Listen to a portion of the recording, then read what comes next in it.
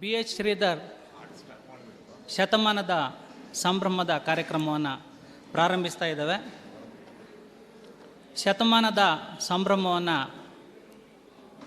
ಉದ್ಘಾಟಿಸಲಿಕ್ಕೆ ಇವತ್ತು ನಮ್ಮೆಲ್ಲರ ಹೆಮ್ಮೆಯ ಶ್ಯಾಮ್ ಸುಂದರ್ ಬಿದಿರಕುಂದ್ರಿ ಅವರು ನಮ್ಮ ಜೊತೆ ಇದ್ದಾರೆ. ಬೇಂದ್ರೆ ರಾಷ್ಟ್ರೀಯ ಸ್ಮಾರಕ ಟ್ರಸ್ಟ್ನ ಅಧ್ಯಕ್ಷರಾಗಿದ್ದ ಅವರು ಬಿ ಎಚ್ ಶ್ರೀಧರ್ ಜೊತೆ ತುಂಬ ಒಡನಾಡಿದವರು. ಅವರು ದಯವಿಟ್ಟು ವೇದಿಕೆಗೆ ಬರಬೇಕು ಅಂತ ಕೇಳ್ಕೊಳ್ತೇನೆ.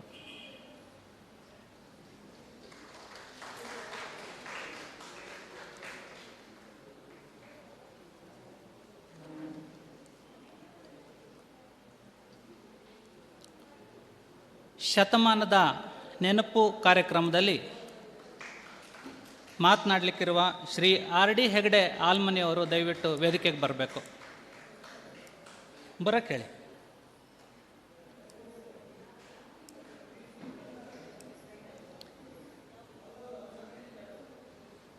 ಇನ್ನೊಬ್ಬ ಮಾತನಾಡಲಿಕ್ಕಿರುವ ಶ್ರೀ ಎನ್ ರಾಮನಾಥ್ ಅವರು ದಯವಿಟ್ಟು ವೇದಿಕೆಗೆ ಬರಬೇಕು ಅಂತ ಕೇಳ್ಕೊಳ್ತೇವೆ. ಸರ್ ಬನ್ನಿ. ಹಾಂ.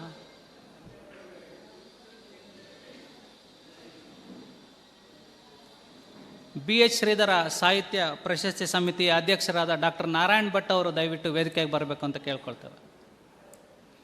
ನಾರಾಯಣ್ ಭಟ್ರು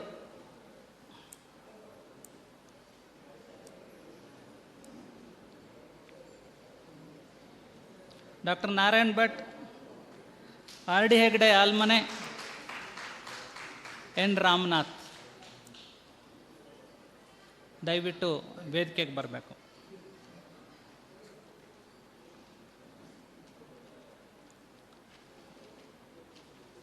ಶ್ರೇಷ್ಠ ಸಾಹಿತಿ ಬಿ ಎಚ್ ಶ್ರೀಧರರು ನವೋದಯ ಕಾಲಘಟ್ಟದಲ್ಲಿನ ಪ್ರಮುಖ ಕವಿಗಳೆಂದು, ಹರಿತ ವಿಮರ್ಶಕರೆಂದು, ವಿದ್ವಾಂಸರೆಂದು ಬೇಂದ್ರೆ, ಕಾರಂತ, ಗೋಕಾಕ, ಮಾಸ್ತಿಗಳಂತಹ ಹಿರಿಯ ಸಾಹಿತಿಗಳಿಂದ ಗುರುತಿಸಲ್ಪಟ್ಟವರು.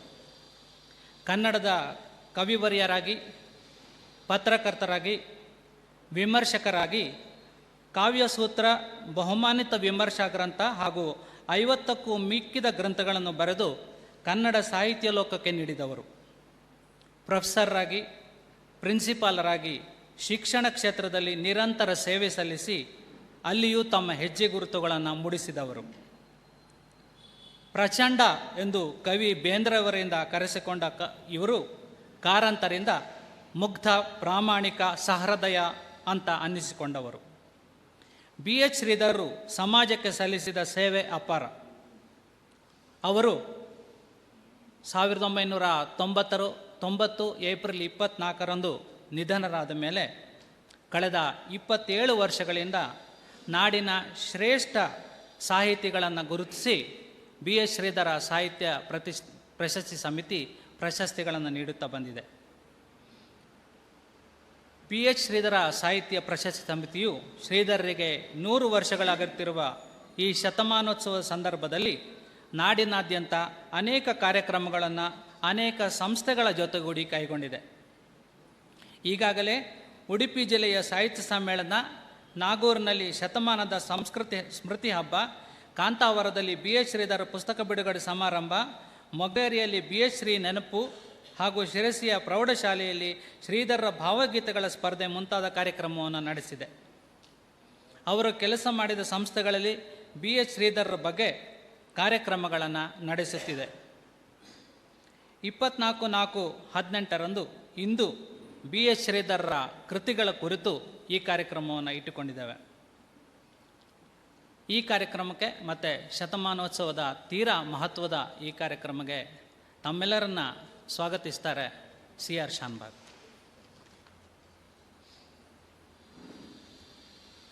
ಸ್ನೇಹಿತರೆ, ಬಿ ಎಸ್ ಶ್ರೀಧರ್ ಅವರ ಜನ್ಮ ಶತಮಾನೋತ್ಸವದ ಕಾರ್ಯಕ್ರಮದ ಅಂಗವಾಗಿ ಈ ಬೆಳಿಗ್ಗೆ ನಾವು ಶತಮಾನದ ನೆನಪು ಅನ್ನುವ ಒಂದು ಕಾರ್ಯಕ್ರಮವನ್ನು ಇಲ್ಲಿ ಹಮ್ಮಿಕೊಂಡಿದ್ದೇವೆ. ಇದಕ್ಕೆ ಬಂದಿರುವ ಎಲ್ಲ ಸಾಹಿತ್ಯ ಪ್ರೇಮಿಗಳಿಗೂ ಸ್ವಾಗತವನ್ನು ಕೋರ್ತೇವೆ. ಇವತ್ತಿನ ಕಾರ್ಯಕ್ರಮದಲ್ಲಿ ಬಿ ಎಸ್ ಶ್ರೀಧರ್ ಅವರ ಸ್ಮರಣೆ, ಅವರ ಸಾಹಿತ್ಯದ ಕುರಿತು ಪ್ರೊಫೆಸರ್ ಆರ್ ಡಿ ಹೆಗ್ಡೆ ಆಲ್ಮನೆ ಅವರು ಮಾತನಾಡಲಿದ್ದಾರೆ. ಅದಲ್ಲದೆ ಬಿ ಎಸ್ ಶ್ರೀಧರ್ ಅವರ ಸಮಗ್ರ ಸಂಕಲನವನ್ನು ಪ್ರಕಟಣೆ ಮಾಡಿದಂಥ ಎನ್ ರಾಮನಾಥ್ ಅವರು ಮಾತನಾಡಲಿದ್ದಾರೆ. ಅವರಿಬ್ಬರಿಗೂ ಇವತ್ತಿನ ಈ ಶತಮಾನದ ನೆನಪು ಕಾರ್ಯಕ್ರಮಕ್ಕೆ ಸ್ವಾಗತವನ್ನು ಕೋರ್ತೇನೆ.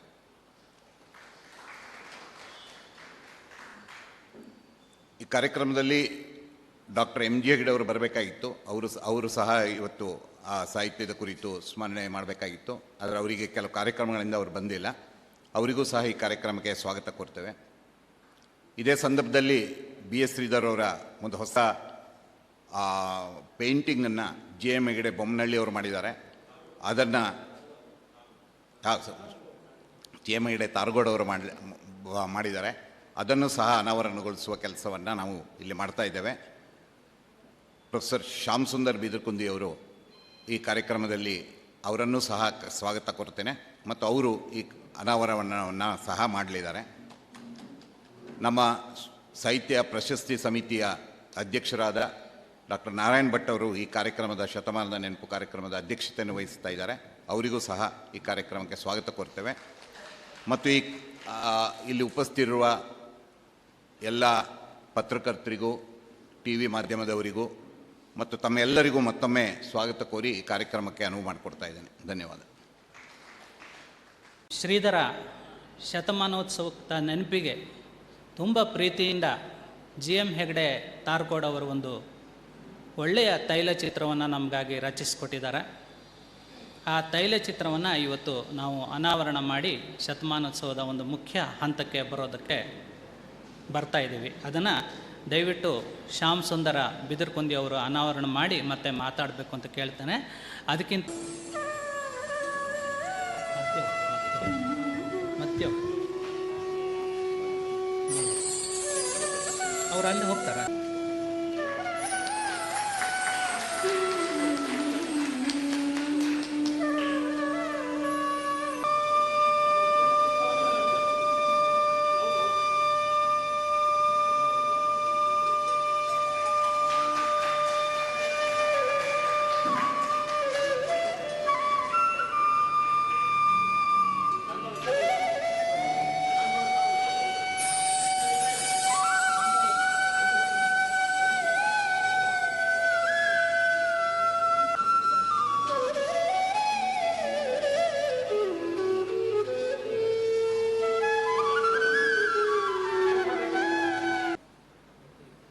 ಇವತ್ತು ಅವರ ಒಂದು ಭಾವಚಿತ್ರವನ್ನು, ವರ್ಣಚಿತ್ರವನ್ನು ನಾವೆಲ್ಲ ನೋಡ್ತಾ ಇದ್ದೀವಿ. ಈ ವರ್ಣಚಿತ್ರವನ್ನು ಅನಾವರಣ ಮಾಡಬೇಕು ಅಂಥೇಳಿ ಗೆಳೆಯರು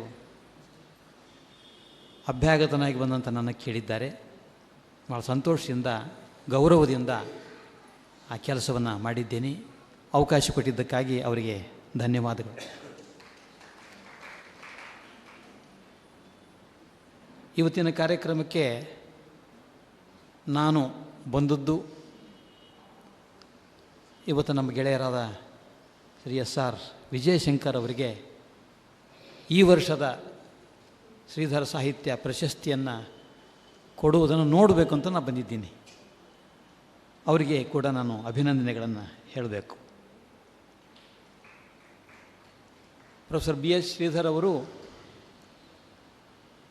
ನಮ್ಮ ತಲೆಮಾರಿಗಿಂತ ಹಿಂದಿನ ತಲೆಮಾರಿನವರು. ಬಿ ಎಸ್ ಶ್ರೀಧರ್ಕ್ಕಿಂತ ಹಿಂದಿನ ತಲೆಮಾರಿನವರು ಬೇಂದ್ರೆ ಅವರು.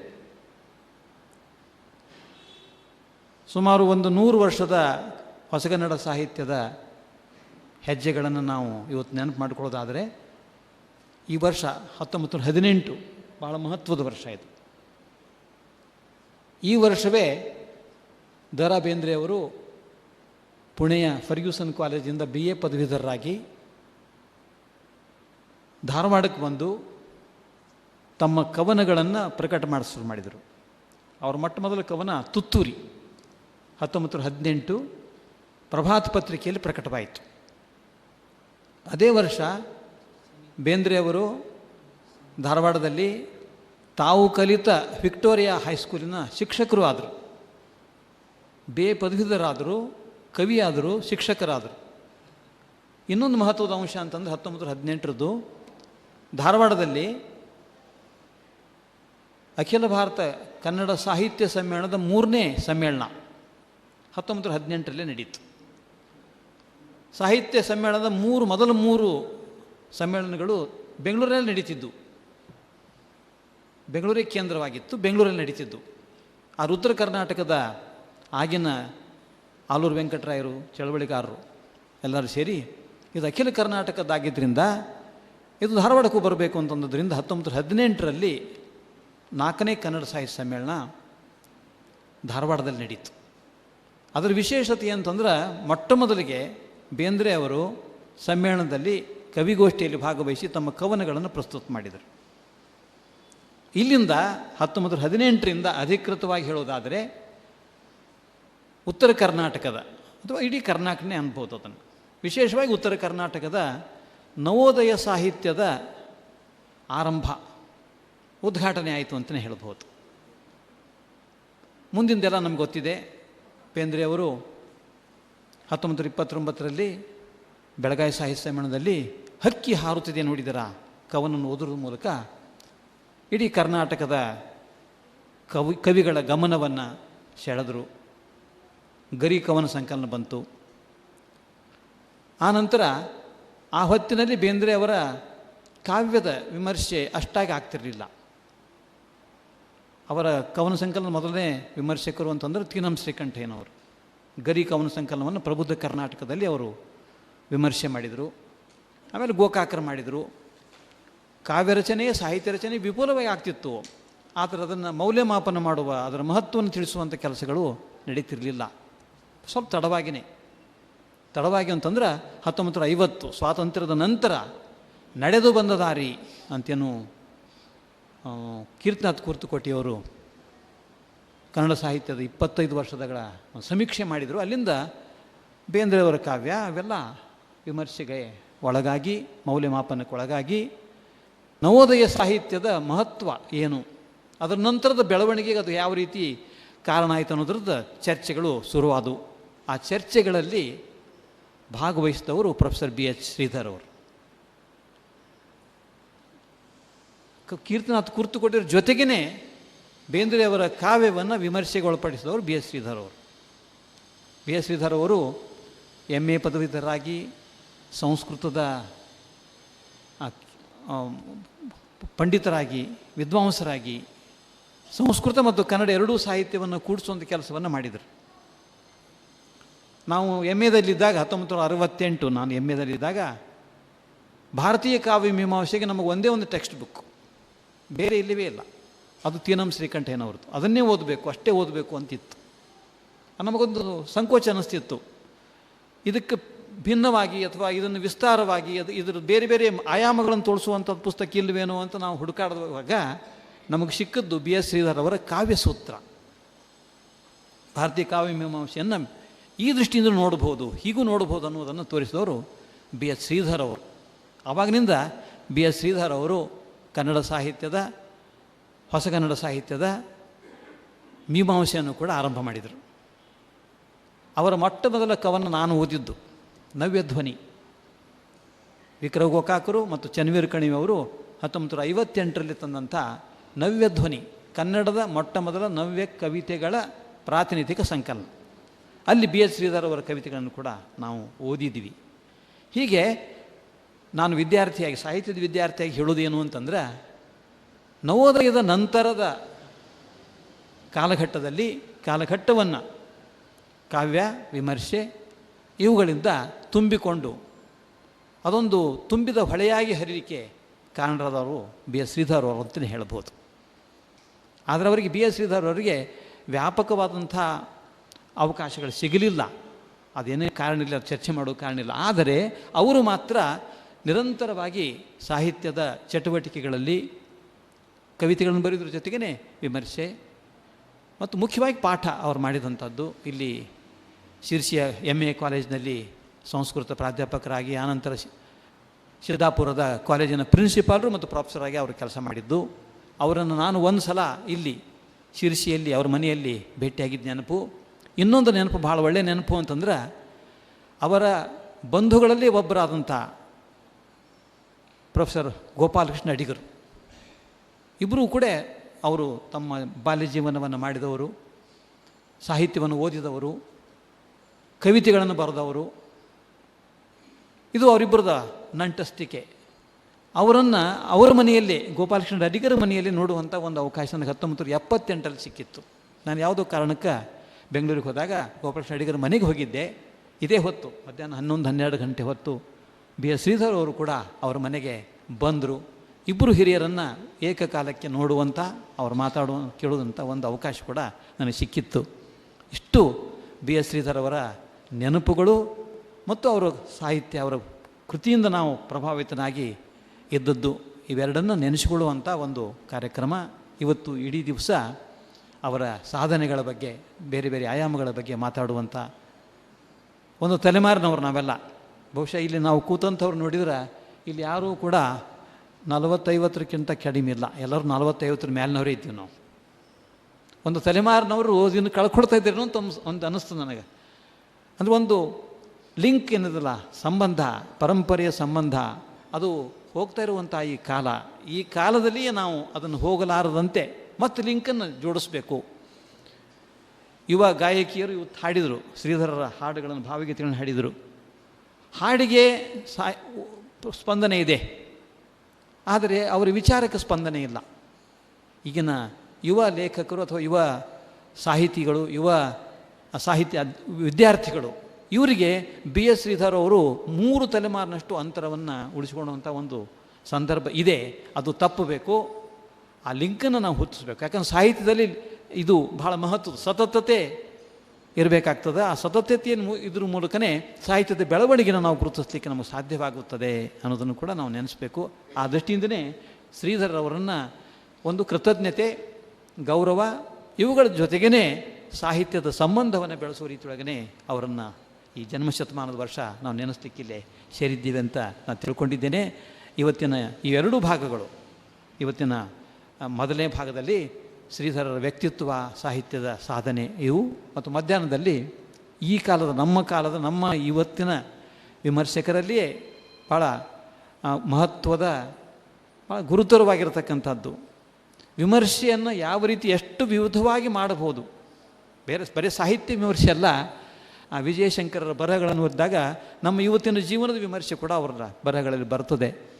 ಆ ದೃಷ್ಟಿಯಿಂದ ಬಿ ಎಸ್ ಶ್ರೀಧರ್ ಅವರ ಪರಂಪರೆಯನ್ನು ನಮ್ಮ ಕಾಲಕ್ಕೆ ಮುಂದುವರಿಸಿದವರು ವಿಜಯಶಂಕರ್ ಅಂತ ನಾನು ಭಾವಿಸ್ಕೊಂಡಿದ್ದೀನಿ. ಅವರಿಗೂ ಕೂಡ ಇವತ್ತು ಪ್ರಶಸ್ತಿಯನ್ನು ಕೊಡೋದು ಔಚಿತ್ಯಪೂರ್ಣವಾದಂಥ ಒಂದು ಘಟನೆ. ಇಂಥ ಒಂದು ಘಟನೆಗೆ ಸಾಕ್ಷಿಯಾಗಿ ನಾನು ಬಂದದ್ದಕ್ಕೆ ನನಗೂ ಕೂಡ ಸಂತೋಷವಾಗಿದೆ. ನಮಸ್ಕಾರ.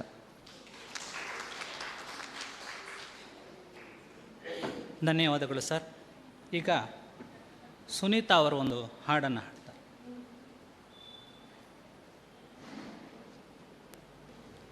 ಮುಂದಿನ ಘಟ್ಟ ಬಿ ಎಚ್ ಶ್ರೀಧರ ನೆನಪುಗಳು. ಶ್ರೀಧರ ಕುರಿತು ಶ್ರೀ ಆರ್ ಡಿ ಹೆಗಡೆ ಆಲ್ಮನೆ ಮತ್ತು ಶ್ರೀ ಎನ್ ರಾಮನಾಥ್ ಅವರು ಮಾತನಾಡಲಿಕ್ಕಿದ್ದಾರೆ. ಮೊದಲಿಗೆ ಆರ್ ಡಿ ಹೆಗಡೆ ಆಲ್ಮನೆಯವರು ಶ್ರೀಧರರನ್ನು ನೆನೆಸ್ಕೊಳ್ತಾರೆ. ಅವರ ಪರಿಚಯವನ್ನು ಕೃಷ್ಣ ಲೋಕ್ರೆ ಅವರು ಮಾಡಿಕೊಡ್ತಾರೆ. ನಮ್ಮವರೇ, ಬಿ ಎಸ್ ಶ್ರೀಧರ್ ಪ್ರಶಸ್ತಿ ಸಮಿತಿ ಪ್ರತಿ ವರ್ಷ ನಡೆಸುವ ಸಾಂಸ್ಕೃತಿಕ ಕಾರ್ಯಕ್ರಮವಾದ ಪ್ರಶಸ್ತಿ ಪ್ರದಾನ ಸಮಾರಂಭದಲ್ಲಿ ಅತ್ಯಂತ ಪ್ರೀತಿಯಿಂದ ಪಾಲ್ಗೊಳ್ಳುವ ಆತ್ಮೀಯರಿವರು. ನಾಣಿಕಟ್ಟ ಜೂನಿಯರ್ ಕಾಲೇಜಿನಲ್ಲಿ ಪ್ರಾಚಾರ್ಯರಾಗಿ ಸೇವೆ ಸಲ್ಲಿಸಿ ಸದ್ಯಕ್ಕೆ ನಿವೃತ್ತಿಯಾಗಿದ್ದಾರೆ. ವಿದ್ವಾಂಸರು, ಚಿಂತಕರು ಆದ ಇವರ ಆಸಕ್ತಿ ಸಾಹಿತ್ಯದ ಎಲ್ಲ ಕ್ಷೇತ್ರಗಳಲ್ಲೂ ಕನ್ನಡಿಸಿದೆ. ಆದರೆ ಮುಖ್ಯವಾಗಿ ವಿಮರ್ಶಕರೆಂದೇ ಇವರು ಗುರುತಿಸಲ್ಪಟ್ಟಿದ್ದಾರೆ. ಉಪನಿಷತ್ತುಗಳ ಅರ್ಥಲೋಕ, ಭಗವದ್ಗೀತೆ ಅಪರಾಧ ಮತ್ತು ಶಿಕ್ಷೆ, ಝೇನ್ ಮಹಾಯಾನ ಇತ್ಯಾದಿ ವೈಚಾರಿಕ ಕೃತಿಗಳು, ದಾರಿ ಎಂಬ ಕಿರುಕಾದಂಬರಿ, ಪುಟ್ಟ ಗುಲಾಬಿ ಕಥಾಸಂಕಲನ, ತೇಜಸ್ವಿ ಬದುಕು ಬರಹ, ವಿ ಜಿ ಭಟ್ಟರ ಸಾಹಿತ್ಯ ಇತ್ಯಾದಿ ವಿವಿಧ ಕ್ಷೇತ್ರಗಳಲ್ಲಿ ಬರವಣಿಗೆಯಲ್ಲೂ ಇವರ ಕೊಡುಗೆ ಇದೆ. ಮಾನವತ್ವದ ಸಾರ ಎಂಬ ಜಾರ್ಜ್ ಥಾಮ್ಸನ್ ಕೃತಿಯ ಅನುವಾದವನ್ನು ಕೂಡ ಮಾಡಿದ್ದಾರೆ. ಲಂಕೇಶ್ ಪತ್ರಿಕೆಯಲ್ಲಿ ಅಂಕಣ ಬರಹ ನೀಡಿದ್ದಾರೆ. ಶ್ರೀಧರರನ್ನು ಅತಿ ಹತ್ತಿರದಿಂದ ಕಂಡವರು, ಕೇಳಿದವರು ಶ್ರೀ ಆರ್ ಡಿ ಹೆಗಡೆ ಆಲ್ಮನೆಯವರು. ಹಾಗಾಗಿ ಇಂದು ಅವರ ಉಪಸ್ಥಿತಿ ತುಂಬ ಅರ್ಥಪೂರ್ಣವೂ ಉಲ್ಲಾಸಪೂರ್ವಕವೂ ಆಗಿದೆ.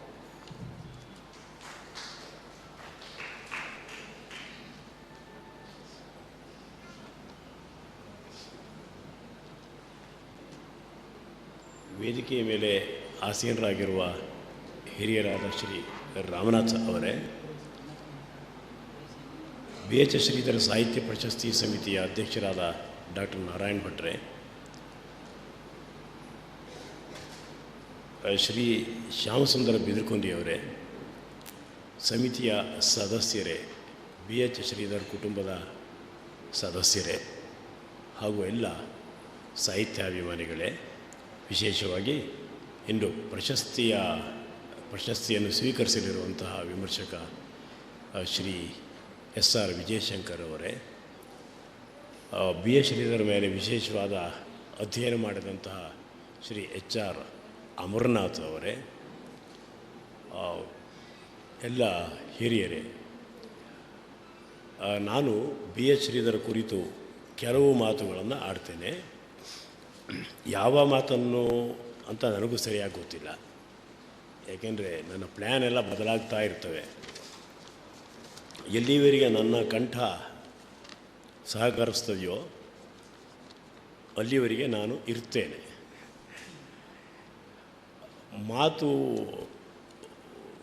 ಸಾಗ್ತಾ ಇದ್ಬಿಟ್ರೆ ಕೆಲವು ಸಾರಿ ನನಗೆ ಕಿರಣ ಭಟ್ಟು ಚೀಟಿ ಕೊಡಬೇಕಾಗ್ತದೆ. ಚೀಟಿ ಕೊಡೋದು ನಮ್ಮ ಭಾರತೀಯರಲ್ಲಿ ಬಹಳ ಪುರಾತನವಾದಂಥ ಕ್ರಮ, ಏನು ಹೊಸತು ಅಂತ ತಿಳ್ಕೊಳ್ಳೋದು ಬೇಡ. ದುರ್ವಾಸರು ಬಂದು ರಾಮನಿಗೆ ಚೀಟಿ ಕೊಟ್ಟು ಹೋಗಿದ್ದಾರೆ, ಇದೇನು ಏನೋ ಹೊಸತು ಅಂದ್ಬಿಟ್ರು ಅಂತ ತಿಳ್ಕೊಳ್ಬೇಡಿ. ಹಾಗಾಗಿ ಕಿರಣ್ ಭಟ್ರು ತಮ್ಮ ಸಮಯದ ಮಿತಿಯನ್ನು ಕಾಯ್ದುಕೊಳ್ಳೋದಕ್ಕೆ ಕಾರ್ಯಕ್ರಮದ್ದು ನನಗೆ ಎಚ್ಚರಿಕೆ ನೀಡಬೇಕು ಅಂತ ಕೇಳ್ಕೊಳ್ತೇನೆ. ಬಿ ಎಸ್ ಶ್ರೀಧರರು ಮೂಲತಃ ಕವಿ, ಅನಂತರ ವಿಮರ್ಶಕರು, ಅನಂತರ ವೈಚಾರಿಕರು, ಅದರ ನಡುವೆ ಬನವಾಸಿ ಕುರಿತು 2 ಇತಿಹಾಸ ಕೃತಿ, ಒಂದು ಯಕ್ಷಗಾನ ಕೃತಿ, ಅನೇಕ ಅನುವಾದ ಕೃತಿಗಳನ್ನು ಬರೆದವರು. ಇವರನ್ನು ಏನು ಅಂತ ಗುರುತಿಸೋದು? ಬೇಂದ್ರೆಯವರು ಸಾಕಷ್ಟು ಸಂಖ್ಯೆಯ ಗದ್ಯ ಪ್ರಬಂಧ ಬರಹಗಳನ್ನು ಬರೆದಿದ್ದಾರೆ, ಆದರೆ ಅವರು ಕವಿ. ಬಿ ಎಚ್ ಶ್ರೀಧರರು 1945 ಮೇಘನಾದದಿಂದ 1984 ಜಾತವೇದದವರೆಗೆ 10 ಕವನ ಸಂಕಲನ ತಂದಿದ್ದಾರೆ. ಅದರ ನಡುವೆ ಸೂತ್ರತ್ರಯಗಳನ್ನು, ಕಾವ್ಯಸೂತ್ರ, ರಾಷ್ಟ್ರಸೂತ್ರ ಹಾಗೂ ಜ್ಞಾನಸೂತ್ರಗಳನ್ನು ಬರೆದಿದ್ದಾರೆ. ಹೊಸಗನ್ನಡ ಗದ್ಯ ಶೈಲಿ ಬಗ್ಗೆ ಬರೆದಿದ್ದಾರೆ, ಸಾಹಿತ್ಯ ಶೈಲಿ ಬಗ್ಗೆ ಬರೆದಿದ್ದಾರೆ, ಪ್ರತಿಭೆ ಬರೆದಿದ್ದಾರೆ. 81 ಅವಧಿಯಲ್ಲಿ ಗೋಕಾಕ್ ಚಳವಳಿ ನಡೆಯುವ ಸಂದರ್ಭದಲ್ಲಿ ಸಂಸ್ಕೃತ ಕನ್ನಡಗಳ ಬಾಂಧವ್ಯದ ಬಗ್ಗೆ ಬರೆದಿದ್ದಾರೆ. ವಿಡಂಬನೆಯ ಸಲುವಾಗಿ ಕಂಠಕಾರಿ ಮಹಾಕಾವ್ಯ ಬರೆದಿದ್ದಾರೆ, ವಿಡಂಬಿಸುತ್ತಾ ಬರೆದಿದ್ದಾರೆ. ಅದರಲ್ಲಿ ಅವರ ಸಿಟ್ಟು ವಿಡಂಬನೆ ರೂಪದಲ್ಲಿ ಪ್ರಕಟ ಆಗಿದೆ. ಭಾಷಣ ಭೈರವರ ಡೋಲಗ ಬರೆದಿದ್ದಾರೆ. ಏನಂತ ಅವ್ರನ್ನ ಗುರುತಿಸೋದು? ಬರಹಗಾರರು ಅಂದರೆ ಅವಮಾನ ಅವರಿಗೆ, ಅಥವಾ ನಮಗೆ ತೃಪ್ತಿಯಾಗುವ ಗೌರವವನ್ನು ನಾವು ಅವ್ರಿಗೆ ಕೊಟ್ಟಿಲ್ಲ ಅಂತ ನನಗೆ ಅನ್ನಿಸ್ತದೆ. ಗದ್ಯ ಪದ್ಯ ಎರಡನ್ನೂ ಬರೆಯುವಂಥ ಸವ್ಯಸಾಚಿಯನ್ನು ಹೇಗೆ ಗುರುತಿಸೋದು ಅನ್ನೋದು ಸಮಸ್ಯೆ. ಇನ್ಫ್ಯಾಕ್ಟ್ 1991 ಆರಂಭವಾದ ಈ ಪ್ರಶಸ್ತಿ ಸಮಿತಿಯ ಕಾರ್ಯಕ್ರಮ, ವಿಶೇಷವಾಗಿ ಈ ದಿವಸ ಕಾರ್ಯಕ್ರಮದಲ್ಲಿ ಲಂಕೇಶ್ ಅಕ್ಕ ಕೃತಿಗೆ ಪ್ರಶಸ್ತಿ ಪಡೆದ ವರ್ಷ ಮತ್ತು ಜಿ ಎಸ್ ಆಮೂರ್ ಪ್ರಶಸ್ತಿ ಪಡೆದ ವರ್ಷ, 2 ವರ್ಷ ನಾನು ಅಟೆಂಡ್ ಆಗಿಲ್ಲ. ಉಳಿದ ಎಲ್ಲ ಕಾರ್ಯಕ್ರಮಕ್ಕೆ ನಾನು ಅಟೆಂಡ್ ಆಗ್ತಾ ಬಂದಿದ್ದೇನೆ. ಕೆಲವು ಸಾರಿ ಮಾತಾಡೋದಕ್ಕೆ, ಉಳಿದೆಲ್ಲ ಸಂದರ್ಭಗಳಲ್ಲಿ ಶ್ರೋತೃವಾಗಿ ಅಟೆಂಡ್ ಆಗಿದ್ದೇನೆ. ಆದರೆ ಬಿ ಎಸ್ ಶ್ರೀಧರನ್ನು ಯಾರು ಸರಿಯಾಗಿ ವರ್ಣಿಸಲೇ ಇಲ್ವೇನೋ ಅಂತ ನನಗೆ ಇವತ್ತು ಅನ್ನಿಸ್ತಾ ಇದೆ. ಅವರು ಕವಿ ಅಲ್ಲ ಅನ್ನೋದು 20ನೇ ಶತಮಾನದ ಉತ್ತರಾರ್ಧದಲ್ಲಿ ಒಂದು ಸ್ಥಾಪಿತವಾದ ಹೇಳಿಕೆ ಆಯಿತು. 10 ಕಾವ್ಯಗಳನ್ನು ಬರೆದರೂ ಅವರ ವಿಮರ್ಶಕರು, ಅವರು ವೈಚಾರಿಕರು ಅಂತಲೇ ಅವ್ರನ್ನ ಏನು ಪ್ರೊಜೆಕ್ಟ್ ಮಾಡಲಿಕ್ಕೆ ಒಂದು ಪ್ರಯತ್ನ ನಡೆಯಿತು. ಹಾಗಂತ ಕನ್ನಡದ ನವ್ಯ ಪಂಥದ ಯಾವ ವಿಮರ್ಶಕರು ಬಿ ಎಸ್ ಶ್ರೀಧರನ ಮುಟ್ಟಲಿಲ್ಲ. ಕಾರಣ ಏನು? ನವ್ಯ ಪಂಥ ಬಿ ಎಸ್ ಶ್ರೀಧರರು ಒಪ್ಪಿಕೊಂಡಂತಹ ಪರಂಪರೆಯ ವಾದವನ್ನೇ ಹೆಚ್ಚು ಒಪ್ಪಿಕೊಳ್ಳಿಲ್ಲ. ಇನ್ನು ಬಿ ಎಚ್ ಶ್ರೀಧರ ಕಡೆಯಿಂದ ಒಂದು ಕೆಲವು ಏನು ಹೇಳಬೇಕು ಅಂದರೆ ಅವರಿಗೆ ಸಂಕೋಚ ಇತ್ತೇನೋ ಏನು ಗೊತ್ತಾಗ್ತಾ ಇಲ್ಲ. ಬಿ ಎಸ್ ಶ್ರೀಧರು ಒಂದು ರೀತಿ ಏನು ಹೇಳಬೇಕು ಅಂದರೆ ಏಕವ್ಯಕ್ತಿ ವಿಶ್ವವಿದ್ಯಾಲಯವರು. ಬಿ ಎಸ್ ಶ್ರೀಧರ್ ಅಂಥವ್ರು ಬೇರೆಯವ್ರ ಜೊತೆಗೆ ಇರಲಿಕ್ಕೆ, ಸಮುದಾಯದ ಜೊತೆಗೆ, ಗುಂಪಿನ ಜೊತೆಗೆ ತಮ್ಮನ್ನು ಗುರುತಿಸ್ಕೊಳ್ಳಿಕ್ಕೆ ಇಷ್ಟಪಡೋದಿಲ್ಲ. ನವ್ಯ, ಆಮೇಲೆ ಬಂಡಾಯ, ಆಮೇಲೆ ದಲಿತ ಎಲ್ಲ ಸಾಹಿತ್ಯ ಪರಂಪರೆಗಳು ಒಂದು ಗುಂಪಾಗಿ ತಮ್ಮನ್ನು ಗುರುತಿಸ್ಕೊಂಡ್ರೆ ಬಿ ಎಸ್ ಶ್ರೀಧರ್ ಯಾವ ಗುಂಪಿನ ಜೊತೆಗೂ ಗುರುತಿಸ್ಕೊಳ್ಳೇ ಇಲ್ಲ. ಬಿ ಎಸ್ ಶ್ರೀಧರ್ ಹೀಗೆ ಗುರುತಿಸ್ಕೊಳ್ಳದೆ ಇರೋದರಿಂದ ಏನಾಯಿತು ಅಂದರೆ, ನಮ್ಮ ಸಾಮಾನ್ಯ ಅನುಭವನ ನೋಡಿ, ನಾವು ಒಂದು ಗುಂಪಿನ ಜೊತೆಗೆ ಇದ್ದರೆ ಗುಂಪು ನಾವೇ ಎಲ್ಲಿ ಇದ್ದೇವೆ ಅಂತ ಹುಡುಕ್ತದೆ. ಬಿ ಎಸ್ ಶ್ರೀಧರ್ ಗುಂಪಿನ ಜೊತೆಗೆ ಇಲ್ಲದೆ ಇರೋದು ಒಂದು ತೊಂದರೆ ಆಯಿತು ಅಂತ ಅನ್ನಿಸ್ತಾ ಇದೆ. ಆದರೆ ಪಾಂಡಿತ್ಯದ ಒಂದು ಸ್ವಭಾವ ಅಂದರೆ ಅದು ಗುಂಪಿನ ಜೊತೆಗಿರೋದಿಲ್ಲ. ಆಮೇಲೆ ಬಿ ಎಸ್ ಶ್ರೀಧರ ಸಾಹಿತ್ಯದ ಒಟ್ಟು ಒಂದು ಮರ್ಮ ಗೋಪಾಲಕೃಷ್ಣ ಅಡಿಗರ ಹಾಗೆ ವ್ಯಕ್ತಿ ವೈಶಿಷ್ಟ್ಯವನ್ನು ಪ್ರತಿಪಾದಿಸೋದು ಆಗಿರಲಿಲ್ಲ. ವ್ಯಕ್ತಿ ಸ್ವಾತಂತ್ರ್ಯ, ವ್ಯಕ್ತಿ ವೈಶಿಷ್ಟ್ಯವನ್ನು ಪ್ರತಿಪಾದೋದು ಆಗಿರಲಿಲ್ಲ. ಅವರು ಸಾಮುದಾಯಿಕ ವಿಶಿಷ್ಟತೆಯನ್ನು ಪ್ರತಿಪಾದಿಸಿದವರು. ಅವರು ಸಾಂಸ್ಕೃತಿಕ ರಾಷ್ಟ್ರೀಯವಾದವನ್ನು ಪುರಸ್ಕರಿಸಿದವರು. ಹಾಗಾಗಿ ಬಿ ಎಸ್ ಶ್ರೀಧರು ವ್ಯಕ್ತಿವಾದಕ್ಕೆ, ವ್ಯಕ್ತಿ ವೈಶಿಷ್ಟ್ಯವನ್ನು ಅದಕ್ಕೆ ಕಾವಲು ಇಟ್ಕೊಳ್ಬೇಕು ಅನ್ನೋದಕ್ಕೆ ಅವರು ಅಷ್ಟೊಂದು ಮನಸ್ಸು ಮಾಡಲಿಲ್ಲ. ಹಾಗಾಗಿ ಬಿ ಎಸ್ ಶ್ರೀಧರನ್ನು ಒಂದು 55ರ ನಂತರದ ಯಾವ ಪ್ರಮುಖ ವಿಮರ್ಶಕರು ಕೂಡ ಅಷ್ಟೊಂದು ಸರಿಯಾಗಿ ಗುರುತಿಸಲೇ ಇಲ್ಲ ಅಂತ ನನಗೆ ಅನ್ನಿಸ್ತಾ ಇದೆ. ನಿಜವಾಗಿ ಬಿ ಎಸ್ ಶ್ರೀಧರ್ ಬಗ್ಗೆ ಬಂದಿರುವಂಥ ಹಲವಾರು ಲೇಖನಗಳಿದೆಯಲ್ಲ, ಅದೆಲ್ಲ ಬಿ ಎಸ್ ಶ್ರೀಧರು ಮತ್ತು ತಮ್ಮ ವೈಯಕ್ತಿಕ ಒಡನಾಟದ ಬಗ್ಗೆ ಇದೆ. ನಾನು ಓದಿದ ಲೇಖನಗಳಲ್ಲಿ 2 ಲೇಖನ ಮಾತ್ರ ನಾನು ಇಲ್ಲಿ ಮೆನ್ಷನ್ ಮಾಡಬೇಕು. ಒಂದು ಡಾಕ್ಟರ್ ಎಮ್ ಜಿ ಡಿ ಅವರು ಅವರ ವಿಮರ್ಶೆಗಳ ಬಗ್ಗೆ ಬರುವಂಥ ಒಂದು ಪ್ರಬಂಧ, ಮತ್ತೊಂದು ಪ್ರೊಫೆಸರ್ ಎಚ್ ಆರ್ ಅಮರನಾಥ್ ಅವರು ಬಂದಿದ್ದಾರೆ. ಅವರು ಬರೆದಂತಹ ಪರಂಪರೆಯ ಕಾವಲುಗಾರ ಎನ್ನುವಂಥ ಅವರ ಕಾವ್ಯದ ಪರಾಮರ್ಶೆ ಸಂದರ್ಭದಲ್ಲಿ ಬರೆದಂಥ ಒಂದು ದೀರ್ಘವಾದಂತಹ ಪ್ರಬಂಧ. ಈ 2 ಪ್ರಬಂಧಗಳ ಹೊರತಾಗಿ ಬಿ ಎಸ್ ಶ್ರೀಧರನ ಗುರುತಿಸುವಂತಹ ಒಂದು ಗಂಭೀರ ಪ್ರಯತ್ನವೇ ನಡೆದಿಲ್ಲ ಅಂತ ಅನ್ನಿಸ್ತಾ ಇದೆ. ನನಗೆ ಯಾವಾಗಲೂ ಬಿ ಎಸ್ ಶ್ರೀಧರ್ ನಾವು ಸರಿಯಾಗಿ ಗುರುತಿಸಲಿಲ್ಲ ಅನ್ನುವಾಗ ಬಿ ಎಸ್ ಶ್ರೀಧರ ತೊಂದರೆಯೋ ಅಥವಾ ನಮ್ಮ ತೊಂದರೆಯೋ ಎನ್ನುವಂಥ ಒಂದು ಪ್ರಶ್ನೆ ನನಗೆ. ನಾನು ಸ್ವಲ್ಪ ಡೋಲಾಯಮಾನ, ನಮ್ಮ ತೊಂದರೆ ಹೆಚ್ಚಿದೆ ಅಂತ ತಿಳ್ಕೊಳ್ತೇವೆ. ಒಂದೊಂದು ಸಾರಿ ಬಿ ಎಸ್ ಶ್ರೀಧರ್ ತೊಂದರೆ ಅಂತ ತಿಳ್ಕೊಳ್ತೇನೆ. ಬಿ ಎಸ್ ಶ್ರೀಧರದ್ದು ಪದಕ್ಲಿಷ್ಟತೆ ವಿಪರೀತ. ಅವರ ಸೂತ್ರತ್ರಯಗಳಿದೆಯಲ್ಲ, ಜ್ಞಾನಸೂತ್ರ, ಕಾವ್ಯಸೂತ್ರ ಮತ್ತು ರಾಷ್ಟ್ರಸೂತ್ರಗಳು, ಅದನ್ನು ಓದ್ದವರಿಗೆ ನಾನೇನು ಮತ್ತೆ ವಿವರಿಸಬೇಕಾಗಿಲ್ಲ. ಅದು ಸ್ವಯಂ ಗೊತ್ತಾಗ್ಬಿಡ್ತದೆ. ಅದು ನನಗೆ ಅನಿಸಿದ್ದು ಎಷ್ಟೋ ಸಾರಿ ಬಿ ಎಸ್ ಶ್ರೀಧರ್ ಇದನ್ನು ಇನ್ನೂ ರೆಡ್ಯೂಸ್ ಮಾಡುವ ಯಾವ ಆಶಯ ಎಲ್ಲೂ ಬಸಿದು ಹೋಗದಂತೆ, ಸರಿಯಾಗಿ ಎಲ್ಲ ಅರ್ಥವೂ ಅದರಲ್ಲಿ ಸೇರಿಕೊಳ್ಳುವಂತೆ ಇನ್ನೂ ರೆಡ್ಯೂಸ್ ಮಾಡಿ ಹೇಳ್ಬೋದಿತ್ತೇನೋ. ತುಂಬ ಶಬ್ದಗಳನ್ನು ವೇಸ್ಟ್ ಮಾಡಿಬಿಟ್ರೇನೋ ಅಂತ ನನಗೆ ಅನಿಸಿದ್ದಿದೆ. ಆದರೆ ಇನ್ನೂ ಹಾಗೆ ಅಗೌರವದಿಂದ ಅನಿಸಿದ್ದಲ್ಲ. ಬಿ ಎಸ್ ಶ್ರೀಧರಿಗೆ ಒಂದು ಸಿಟ್ಟಿತ್ತು. ಅವ್ರಿಗೆ ಎಷ್ಟು ಸಿಟ್ಟಿತ್ತು ಅನ್ನೋದು ಅವ್ರ ಮನೆಯವರಿಗೆ ಚೆನ್ನಾಗಿ ಗೊತ್ತಿರ್ತದೆ. ಆದರೆ ಸಾಹಿತ್ಯದ ಮೂಲಕ ಹೇಳಬೇಕಾದ ಒಂದು ಸಿಟ್ಟು ಬರಹಗಾರರಿಗೆ ಇರ್ತದೆ. ಅದು ಆ ಸಿಟ್ಟು ಭಾಳ ಜನರಿಗಿತ್ತು. ನಮ್ಮಲ್ಲಿ ಪ್ರಗತಿಶೀಲರಿಗಿತ್ತು, ನವ್ಯರಿಗೆ ಇತ್ತು, ದಲಿತ ಬಂಡಾಯ ಚಳವಳಿಯ ಕಾಲದಲ್ಲೂ ಆ ಸಿಟ್ಟಿತ್ತು. ಆದರೆ ಬಿ ಎಚ್ ಶ್ರೀಧರ ಸಿಟ್ಟು ಪ್ರಕಟವಾದದ್ದು ವಿಡಂಬನೆಯ ರೂಪದಲ್ಲಿ ಅಂತ ನನಗೆ ಅನಿಸ್ತಾ ಇದೆ. ಖಡಾಖಂಡಿತವಾಗಿ ಕೆಲವು ವಾದಗಳನ್ನು ಒಪ್ಪಿಕೊಳ್ಳುವುದಿಲ್ಲ ಎಂದು ಹೇಳುವ ನಿಷ್ಠುರತೆಯಲ್ಲಿ ಅವರು ಸಿಟ್ಟು ಪ್ರಕಟವಾಗ್ತಾ ಇತ್ತು. ಒಂದು ದೃಷ್ಟಿಯಿಂದ ಅವರು ಪ್ರತಿವಾದಿ ಭಯಂಕರರೇ ಸರಿ. ಅವ್ರ ಜೊತೆಗೆ ಯಾರು ತುಂಬ ವಾದಕ್ಕೆ ನಿಲ್ಲೋದಿಲ್ಲಾಗಿತ್ತು. ಸುಮಾರು 81-82 ಸಮಯದಲ್ಲಿ ಅಂತ ಅನ್ನಿಸ್ತಾ ಇದೆ.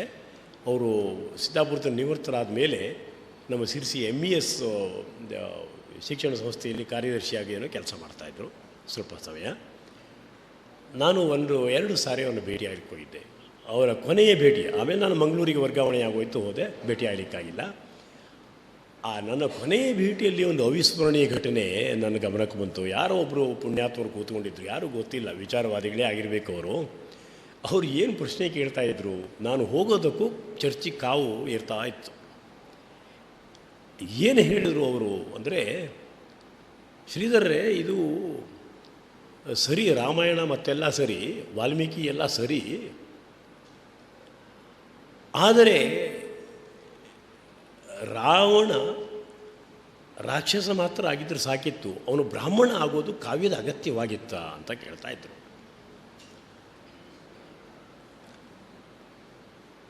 ಅವನು ರಾಕ್ಷಸ ಮಾತ್ರ ಆಗಿದ್ದರೂ ಕೂಡ ರಾಮಾಯಣದ ಕಥೆಗೆ ಏನೂ ಚ್ಯುತಿ ಬರೋದಿಲ್ಲ ಇತ್ತು, ರಾಮಾಯಣದ ಧ್ವನಿಗೆ ಏನೂ ಚ್ಯುತಿ ಬರೋದಿಲ್ಲ ಇತ್ತು. ಯಾಕೆ ಅವನು ಬ್ರಾಹ್ಮಣ ಆಗಬೇಕು, ಅದು ಕಾವ್ಯದ ಅಗತ್ಯವಾಗಿರಲಿಲ್ಲ ಆಗಿತ್ತು ಅನ್ನೋ. ಅದಕ್ಕೆ ಪುರಾಣದ ಸಾಕಷ್ಟು ಉದಾಹರಣೆಗಳು ಕೊಡಬಲ್ಲೆ ಅಂತ BS ಹೇಳ್ತಾಯಿದ್ರು. ಅದೇನೋ ರಾಂಗ್ ಆಗಿಬಿಟ್ಟಪ್ಪ. ತಕ್ಷಣ ಕೇಳಿದ್ರು, ಈ ಪೆರಿಯಾರ ಚಳುವಳಿಯಲ್ಲಿ ದ್ರಾವಿಡ ಚಳುವಳಿ ಅದು ಬ್ರಾಹ್ಮಣನಾದ ರಾವಣ ಯಾಕೆ ಅವರಿಗೆ ಹೀರೋ ಆಗಬೇಕು ಅಂತ ಕೇಳಿಬಿಟ್ರು ದ್ರಾವಿಡ ಚಳವಳಿಗೆ. ನನ್ನ ಈ ಪ್ರಶ್ನೆ ನೀವು ಉತ್ತರ ಕೊಡಿ, ವಾಲ್ಮೀಕಿ ರಾವಣನನ್ನು ಯಾಕೆ ಬ್ರಾಹ್ಮಣ ಅಂತ ಮಾಡ್ದ ಅನ್ನೋದಕ್ಕೆ ನಾನು ಉತ್ತರ ಹುಡುಕ್ತೀನಿ ಅಂತ ಅಂದರು. ಮಾತು ಬಹಳ ಕಾವನಲ್ಲಿತ್ತು. ನನಗೂ ಯಾಕೋ ಇದು ಸದ್ಯಕ್ಕೆ ಶಾಂತವಾಗೋದಿಲ್ಲ ಅಂತ ಕಂಡು ನಾನು ಬಂದುಬಿಟ್ಟೆ. ಆಮೇಲೆ ನನಗೆ ಏನಾಯಿತು ಅಂತ ಗೊತ್ತಾಗಿಲ್ಲ, ನಾನು ಮಂಗಳೂರು ಕಡೆ ಹೊರಟೋದೆ. ಇಂಥ ಒಂದು ಭಾಳ ಸ್ವಾರಸ್ಯಕರವಾದಂತಹ ಒಂದು ಅನುಭವ ಆಯಿತು. ಅದನ್ನು ಅವರು ವಿಚಾರವಾದಿ. ರಾಮಾಯಣದಂಥ ಗ್ರಂಥದ ಬಗ್ಗೆ ಅವರಿಗೆ ಒಂದು ರೀತಿ ಕಮಿಟೆಡ್ ಆದಂತಹ ಒಂದು ನಿಷ್ಠೆ ಇತ್ತೇನೋ ಅಂತ ಅನ್ನಿಸ್ತಾ ಇದೆ. ತಪ್ಪೇನಲ್ಲ, ಅದು ಒಂದು ಕಾಲದ ಜಾಯಮಾನ ಆಗಿತ್ತು. ತಾವು ಒಪ್ಪಿಕೊಂಡಂಥ ಕೃತಿಯನ್ನು ನಂಬಿ ಒಪ್ಪಿಕೊಳ್ತಾ ಇದ್ರು. BS ಶ್ರೀಧರರ ಕವಿತೆಗಳ ಬಗ್ಗೆ ಅವ್ರನ್ನ ಹಾಡಿನೇನಾದ್ರು ಪಾಪ್ಯುಲರ್ ಮಾಡ್ಬೋದೇನೋ, ಅದರ ಆಶಯದ ಬಗ್ಗೆ ಮಾತಾಡಿ ಅದನ್ನು ಪಾಪ್ಯುಲರ್ ಮಾಡ್ಬೋದೇನೋ, ಆದರೆ ಕವಿತೆಗಳ ಬಗ್ಗೆ ತುಂಬ ಚರ್ಚೆ ಮುಂದೆ ಆಗಲಿಕ್ಕಿಲ್ಲ. ಅವರ ವೈಚಾರಿಕ ಕೃತಿ ಮತ್ತು ವಿಮರ್ಶಾ ಕೃತಿಗಳ ಬಗ್ಗೆಯೇ ಹೆಚ್ಚು ಚರ್ಚೆ ಆಗಬಹುದು ಅಂತ ನನಗೆ ಅನಿಸ್ತಾ ಇದೆ. ಒಬ್ಬ ಕೃತಿಕಾರನ ಹಲವು ಕೃತಿಗಳಲ್ಲಿ ಯಾವ ಕೃತಿ ಶರೀರ ಚಿರಂಜೀವಿಯಾಗಿ ಇರ್ತದೆ ಅಂತ ಲೆಕ್ಕ ಹಾಕಲಿಕ್ಕೆ ಹೋದರೆ BS ಶ್ರೀಧರರ 3 ಬೃಹತ್ ಸೂತ್ರಗಳು, ಕಾವ್ಯಸೂತ್ರ, ರಾಷ್ಟ್ರಸೂತ್ರ ಮತ್ತು ಜ್ಞಾನಸೂತ್ರ, ಅವರ ಹೊಸಗನ್ನಡ ಗದ್ಯ ಶೈಲಿ, ಅವರ ಪ್ರತಿಭೆ, ಅವರು ಬೇಂದ್ರೆ ಬಗ್ಗೆ ಬರೆದಂಥ 2 ಕೃತಿಗಳು, ಆಮೇಲೆ ಸಂಸ್ಕೃತ ಮತ್ತು ಕನ್ನಡದ ಬಾಂಧವ್ಯ, ಈ ಇಷ್ಟೇ ಕೃತಿಗಳು ಅವರನ್ನು ಚಿರಕಾಲ ಕನ್ನಡ ಇರುವವರೆಗೆ BS ಶ್ರೀಧರನ್ನು ಇಟ್ಟುಕೊಳ್ತದೆ ನೆನಪನ್ನು ಅಂತ ನನಗೆ ಅನಿಸ್ತಾ ಇದೆ. ಹಾಗಂತ ಉಳಿದ ಕೃತಿಗಳು ಸದರ ಅಂತ ಅಲ್ಲ. ಅರವಿಂದರ ವೇದರಹಸ್ಯವನ್ನು ಅವರು ಕನ್ನಡಕ್ಕೆ ಅನುವಾದಿಸಿದ್ದಾರೆ, ಬೃಹತ್ ಸಂಪುಟ ಅದು. ನಮ್ಮ ರಾಮನಾಥ್ ಸರ್ ಅದನ್ನು ತಮ್ಮ ಅನುವಾದ ಎನ್ನುವಂಥ 5ನೇ ಸಂಪುಟದಲ್ಲಿ ಸೇರಿಸಿದ್ದಾರೆ ಅಂತ ನಾನು ತಿಳ್ಕೊಂಡಿದ್ದೇನೆ. ಅವರು ಅನುವಾದ ಸಾಹಿತ್ಯ ಮುದ್ರಿತ 1600 ಪುಟಗಳಷ್ಟು ಇರಬೇಕು ಅವರು. ಹಾಗಂತ ಅನುವಾದದ ಘಟಾನುಘಟಿಗಳು ಕನ್ನಡದಲ್ಲಿದ್ದಾರೆ. ಅವ್ರ ಜೊತೆ ಕಂಪೇರ್ ಮಾಡಿದರೆ BS ಶ್ರೀಧರ್ ಅನುವಾದ ಪುಟಗಳು ಕಡಿಮೆನೇ. ಆದರೆ BS ಶ್ರೀಧರರು ಅನುವಾದ ಸಮಯದಲ್ಲಿ ತನ್ನ ರುಚಿ, ತನ್ನ ಅಭಿರುಚಿ ಮತ್ತು ಕನ್ನಡದ ಅಗತ್ಯಗಳನ್ನು ಗಮನ ಇಟ್ಕೊಂಡು ಅವರು ವಾದ ಮಾಡಿದ್ರು. ಅವರು TS ಎಲಿಟನ್ನು ಬ್ರ್ಯಾಕ್ ಬ್ರೋಡ್ ಬರೆದಿದ್ದು TS ಎಲಿಟ್ ಪುಸ್ತಕನ ವಾದ ಮಾಡಿದ್ರು. ಶ್ರೀಮಾತೆಯ ಬಗ್ಗೆ ಯಾರೋ ಪಶುಪತಿ ಅಂತ ಯಾರೋ ಒಬ್ಬರು ಬರೆದಿದ್ದಂಥ ಒಂದು ಪುಸ್ತಕವನ್ನು ಅನುವಾದ ಮಾಡಿದ್ರು. ಎಲ್ಲ ಪುಸ್ತಕವನ್ನು ಅನುವಾದ ಮಾಡಿಲ್ಲ ಅವರು. ಅರವಿಂದರ ವೇದರಹಸ್ಯವನ್ನು ಅನುವಾದ ಮಾಡಿದ್ರು. ಮತ್ತೊಂದು ತಮಾಷೆ ನೋಡಿ, TS ಎಲಿಟ್ ಹೇಗೆ ಕಾಡಿದಾನೆ ಅಂತ. ಅಡಿಗರು ಬಿಡಿ, ಅಡಿಗರದ್ದು ಮತ್ತು TS ಎಲಿಟ್ ಅವರ ಸಾಹಿತ್ಯಿಕ ಸಂಬಂಧಗಳು ಅದು ಈಗ ಜಗಜ್ಜಾಹೀರಾಗಿರುವಂಥದ್ದು. TS ಎಲಿಟ್ ಮೂಲಕನೇ ತಾನು ಪಾಶ್ಚಾತ್ಯ ಸಾಹಿತ್ಯ ವಿಮರ್ಶೆಯ ದ್ವೇಷಿ ಅಲ್ಲ, ಶತ್ರುವಲ್ಲ ಅಂತ BS ಶ್ರೀಧರರು ತೋರಿಸ್ಕೊಟ್ಟಿದ್ದಾರೆ. ಊರಿಗೆ ಇವರಾದಂಥ ಡಾಕ್ಟರ್ ಕೆ ಕೃಷ್ಣಮೂರ್ತಿಯವರಾದ 3 ವಾಯ್ಸಸ್ ಆಫ್ ಪೋಯೆಟ್ರಿ ಅಂತ ಒಂದು ಆ ಕೃತಿಯಲ್ಲಿ ಒಂದು ದೊಡ್ಡ ಪ್ರಬಂಧ ಅದು. ಅದರಲ್ಲಿ TS ಎಲಿಯಟ್ಟನ ಕಾವ್ಯ ಮೀಮಾಂಸೆಯಲ್ಲಿ ಆನಂದವರ್ಧನನ್ನು ಹುಡುಕಲಿಕ್ಕೆ ಪ್ರಯತ್ನ ಮಾಡ್ತಾರೆ. ಅಂದರೆ ಒಂದು ತಲೆಮಾರಿನ ಕನ್ನಡದ ಬರಹಗಾರರಿಗೆ ಎಲಿಯಟ್ ಹೇಗೆ ಕಾಡಿದ್ದಾನೆ ಅಂತ ನೋಡ್ಕೊಳ್ಳಿ. BS ಶ್ರೀಧರ್ ಬಗ್ಗೆ ನಾನು ಇನ್ನೊಂದು 5 ನಿಮಿಷ ಹೇಳಿದ್ರೆ ನಾನು ಏನೂ ಹೇಳ್ದಂಗೆ ಆಗೋದಿಲ್ಲ ಅಂತ ನನಗೆ ಗೊತ್ತಿದೆ. ಎಲ್ಲ ಸೇರಿ ಈ ಕಾರ್ಯಕ್ರಮವನ್ನು ರಾಜಶೇಖರ್ ಹೆಬ್ಬಾರ್ ಉತ್ಸಾಹ ಇರೋವರಿಗೆ ಇನ್ನೂ ಒಂದು 10-20 ವರ್ಷ ನಡೆಸಿದರೆ ಎಲ್ಲ ಸೇರಿ BS ಶ್ರೀಧರ್ ಬಗ್ಗೆ ಪೂರ್ತಿ ಮಾತಾಡಿದಾಗ ಆಗ್ಬೋದೇನೋ. BS ಶ್ರೀಧರ 2 ಪುಸ್ತಕ, ಒಂದು ಬೇಂದ್ರೆ 1956ರಲ್ಲಿ ಬಂತು, ಮತ್ತೊಂದು ಪಸರಿಸ್ಪ ಕನ್ನಡ ಕೊಡೆಯನೀಗ ದರಾಂಕಿತ ಬೇಂದ್ರೆ ಎನ್ನುವುದೊಂದು ಪುಸ್ತಕ 1987ರಲ್ಲಿ ಬಂತು. ಬೇಂದ್ರೆ BS ಶ್ರೀಧರರ ಆ ಮೊದಲನೆಯ ವಿಮರ್ಶಾಕೃತಿ, ಪಸರಿಪ ಕನ್ನಡ ಕೊಡೆಯನೀಗ ದರಾಂಕಿತ ಬೇಂದ್ರೆ BS ಶ್ರೀಧರರ ಕೊನೆಯ ವಿಮರ್ಶಾಕೃತಿ. ಯೋಗ ಬೇಂದ್ರೆ ಬಗ್ಗೆ ಬರೆದಂತಹ ಕೃತಿನೇ ಮೊದಲನೆಯದು, ಬೇಂದ್ರೆ ಬಗ್ಗೆ ಬರೆದಂತಹ ಕೃತಿನೇ ಕೊನೆಯದು ಅವರದ್ದು. ಯೋಗ ಹುಟ್ಟಿದ ತಾರೀಕಿನ ದಿವಸನೇ ತೀರ್ಕೊಳ್ತಾರೆ. ಇದೆಲ್ಲ ಹೇಗೆ ಗೊತ್ತಿದೆ? ಒಂದು ಅವತಾರದಲ್ಲಿ ಸಂಭವಿಸುವಂಥದ್ದು. ಅದು ಅವತಾರವಾಗದೇ ಇದ್ದರೆ ಒಬ್ಬನ ಜನ್ಮ ಇಂಥ ಒಂದು ಊಹಿಸಲು ಅಸಾಧ್ಯವಾದದ್ದೆಲ್ಲ ನಡೆಯೋದೇ ಇಲ್ಲ. ಹಾಗಾಗಿ ಅವರು ಈ ಜ್ಞಾನ ಕ್ಷೇತ್ರದಲ್ಲಿ ಅವರು ಮಾಡಿದ ಸಾಧನೆ ಒಂದು ಸಾಮಾನ್ಯವಾದ ವ್ಯಕ್ತಿಯ ಕಠಿಣ ಪರಿಶ್ರಮದಿಂದ ಆಗಿದ್ದು ಅಂತ ನಾನೇನು ತಿಳಿಯೋದಿಲ್ಲ, ಅದನ್ನು ಮೀರಿದ್ದು ಅಂತ ತಿಳ್ಕೊಳ್ತೇನೆ. ಮೊದಲನೇ ಕೃತಿ ಬೇಂದ್ರೆಯಲ್ಲಿ ಅವರು ಜಾನಪದದ ಪ್ರಭಾವವನ್ನು ಬೇಂದ್ರೆ ಮೇಲೆ ಗುರುತಿಸ್ತಾರೆ.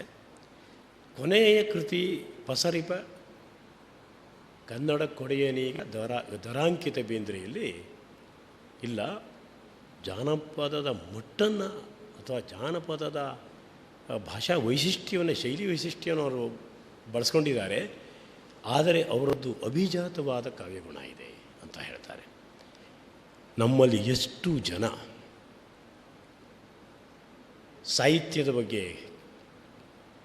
ಲೇಖಕನ ಬಗ್ಗೆ ಮಾತಾಡುವಂಥವರು, ಬರೆಯುವಂಥವರು ತಮ್ಮ ಅಭಿಪ್ರಾಯವನ್ನು ಪರಿಷ್ಕರಿಸಿಕೊಳ್ತಾರೆ. ಲಂಕೇಶ್ ಮಾಡಿದ್ರು ಹಾಗೆ. ಲಂಕೇಶ್ ಪತ್ರಿಕೆಯಲ್ಲೇ ಇತ್ತು ಅವರು ಟೀಕೆ ಟಿಪ್ಪಣಿಯಲ್ಲಿ. ಜನಾಂಗದ ಗಣ್ಣು ತೆರೆಸಿದ ಕವಿ ಅಂತ ಅಡಿಗರನ್ನ ಹೊಗಳಿದ್ರು. ಅಯ್ಯೋ ನಾನು ಹೀಗೆ ಹೇಳಬಾರ್ದಿತ್ತು, ಪಶ್ಚಾತ್ತಾಪ ಪಡ್ತೇನೆ ಇದ್ರ ಬಗ್ಗೆ ಅಂತ ಹೇಳಿದ್ರು. ಮತ್ತೆ ಸುಮಾರು ಕಾಲದ ನಂತರ ಅವರು ಅಡಿಗರನ್ನ ಮತ್ತೆ ಮೆಚ್ಚಿಕೊಳ್ಳಲಿಕ್ಕೆ ಶುರು ಮಾಡಿದ್ರು. ಎಷ್ಟು ಜನರಿಗೆ ಇದು ಸಾಧ್ಯ ಇದೆ? ಕಷ್ಟ ಅದು. ಅದಕ್ಕೆ ಏನಾದ್ರು ಭಾಳ ನಿರ್ಮಲವಾದಂಥ ಮನಸ್ಸು ಬೇಕೇನೋ, ಓಪನ್ ಆಗಿರುವಂಥ ಮನಸ್ಸು ಬೇಕೇನೋ ಅಂತ ಅನ್ನಿಸ್ತಾ ಇದೆ. BS ಶ್ರೀಧರ್ ನನ್ನ ದೃಷ್ಟಿಯಲ್ಲಿ ಅಸಾಧಾರಣವಾದಂತಹ ಸಮಯ ಸ್ಫೂರ್ತಿಯ ಸಿದ್ಧ ಪುರುಷ. ಅವರು ಮಾತು ಸಾಧಾರಣವಾಗಿ ಶುರುವಾಗಿ ಅದ್ಭುತವಾಗಿ ಸಾಗುತ್ತದೆ. ಅವರು ಬರವಣಿಗೆ ಪ್ರಯತ್ನಪೂರ್ವಕವಾಗಿ ಆರಂಭವಾಗಿ ಸ್ಫೂರ್ತಿಯಿಂದ ಮುಂದುವರಿತದೆ. ಹಾಗಾಗಿ ಅವರು ಆಡಿದಂತಹ ಕೆಲವು ಮಾತು ಇದೆಯಲ್ಲ, ನುಡಿ ರತ್ನಗಳು. ಬೇಂದ್ರೆ ಆದಾನು, ಮಾಸ್ತಿ ಕನ್ನಡದ ಆಸ್ತಿ, ಕನ್ನಡದ ಮನೆಯಲ್ಲಿ ಕನ್ನಡವೇ ಯಜಮಾನಿ, ಮಿಕ್ಕ ಭಾಷೆಗಳೆಲ್ಲ ಒಕ್ಕಲಷ್ಟೇ ಅಂತ ಹೇಳ್ಬಿಡ್ತಾರೆ. ಇದು BS ಶ್ರೀಧರ್ ಹೇಳಿದ್ದಲ್ಲ, BS ಶ್ರೀಧರೇ ಹೇಳಿದ್ದು ಅಂತ ಗೊತ್ತಿಲ್ಲದೆ ಹೋದ ಯಾವುದಾದ್ರೂ ವ್ಯಕ್ತಿ ಹತ್ರ ರಸಪ್ರಶ್ನೆ ಕೇಳಿದರೆ ಅವನು ಯೋಚನೆ ಮಾಡಿದರೆ ಇದು ಕುವೆಂಪು ಹೇಳಿದ್ದು ಅಂತ ಹೇಳ್ತಾರೆ. ಅಷ್ಟು ಅದ್ಭುತವಾದಂತಹ ಒಂದು ಗ್ರಹಿಕೆಯಿಂದ ಅವರು ಹೇಳಿದ್ದಾರೆ.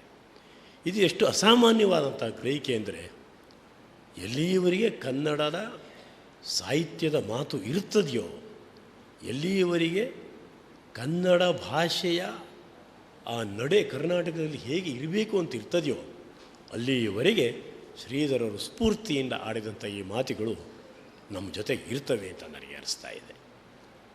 ನಾನು BS ಶ್ರೀಧರ ಬಗ್ಗೆ ಏನೇನೂ ಹೇಳಿಲ್ಲ ಎನ್ನುವ ಅತೃಪ್ತಿ, ಅಸಮಾಧಾನ, ಬೇಸರ, ಒಂದು ಥರದ ಆತ್ಮನಿಂದೆಯ ಜೊತೆಗೆ ನಾನು ನನ್ನ ಮಾತನ್ನು ಮುಕ್ತಾಯ ಮಾಡಬೇಕು ಅಂತ ಅನ್ನಿಸ್ತಾ ಇದೆ.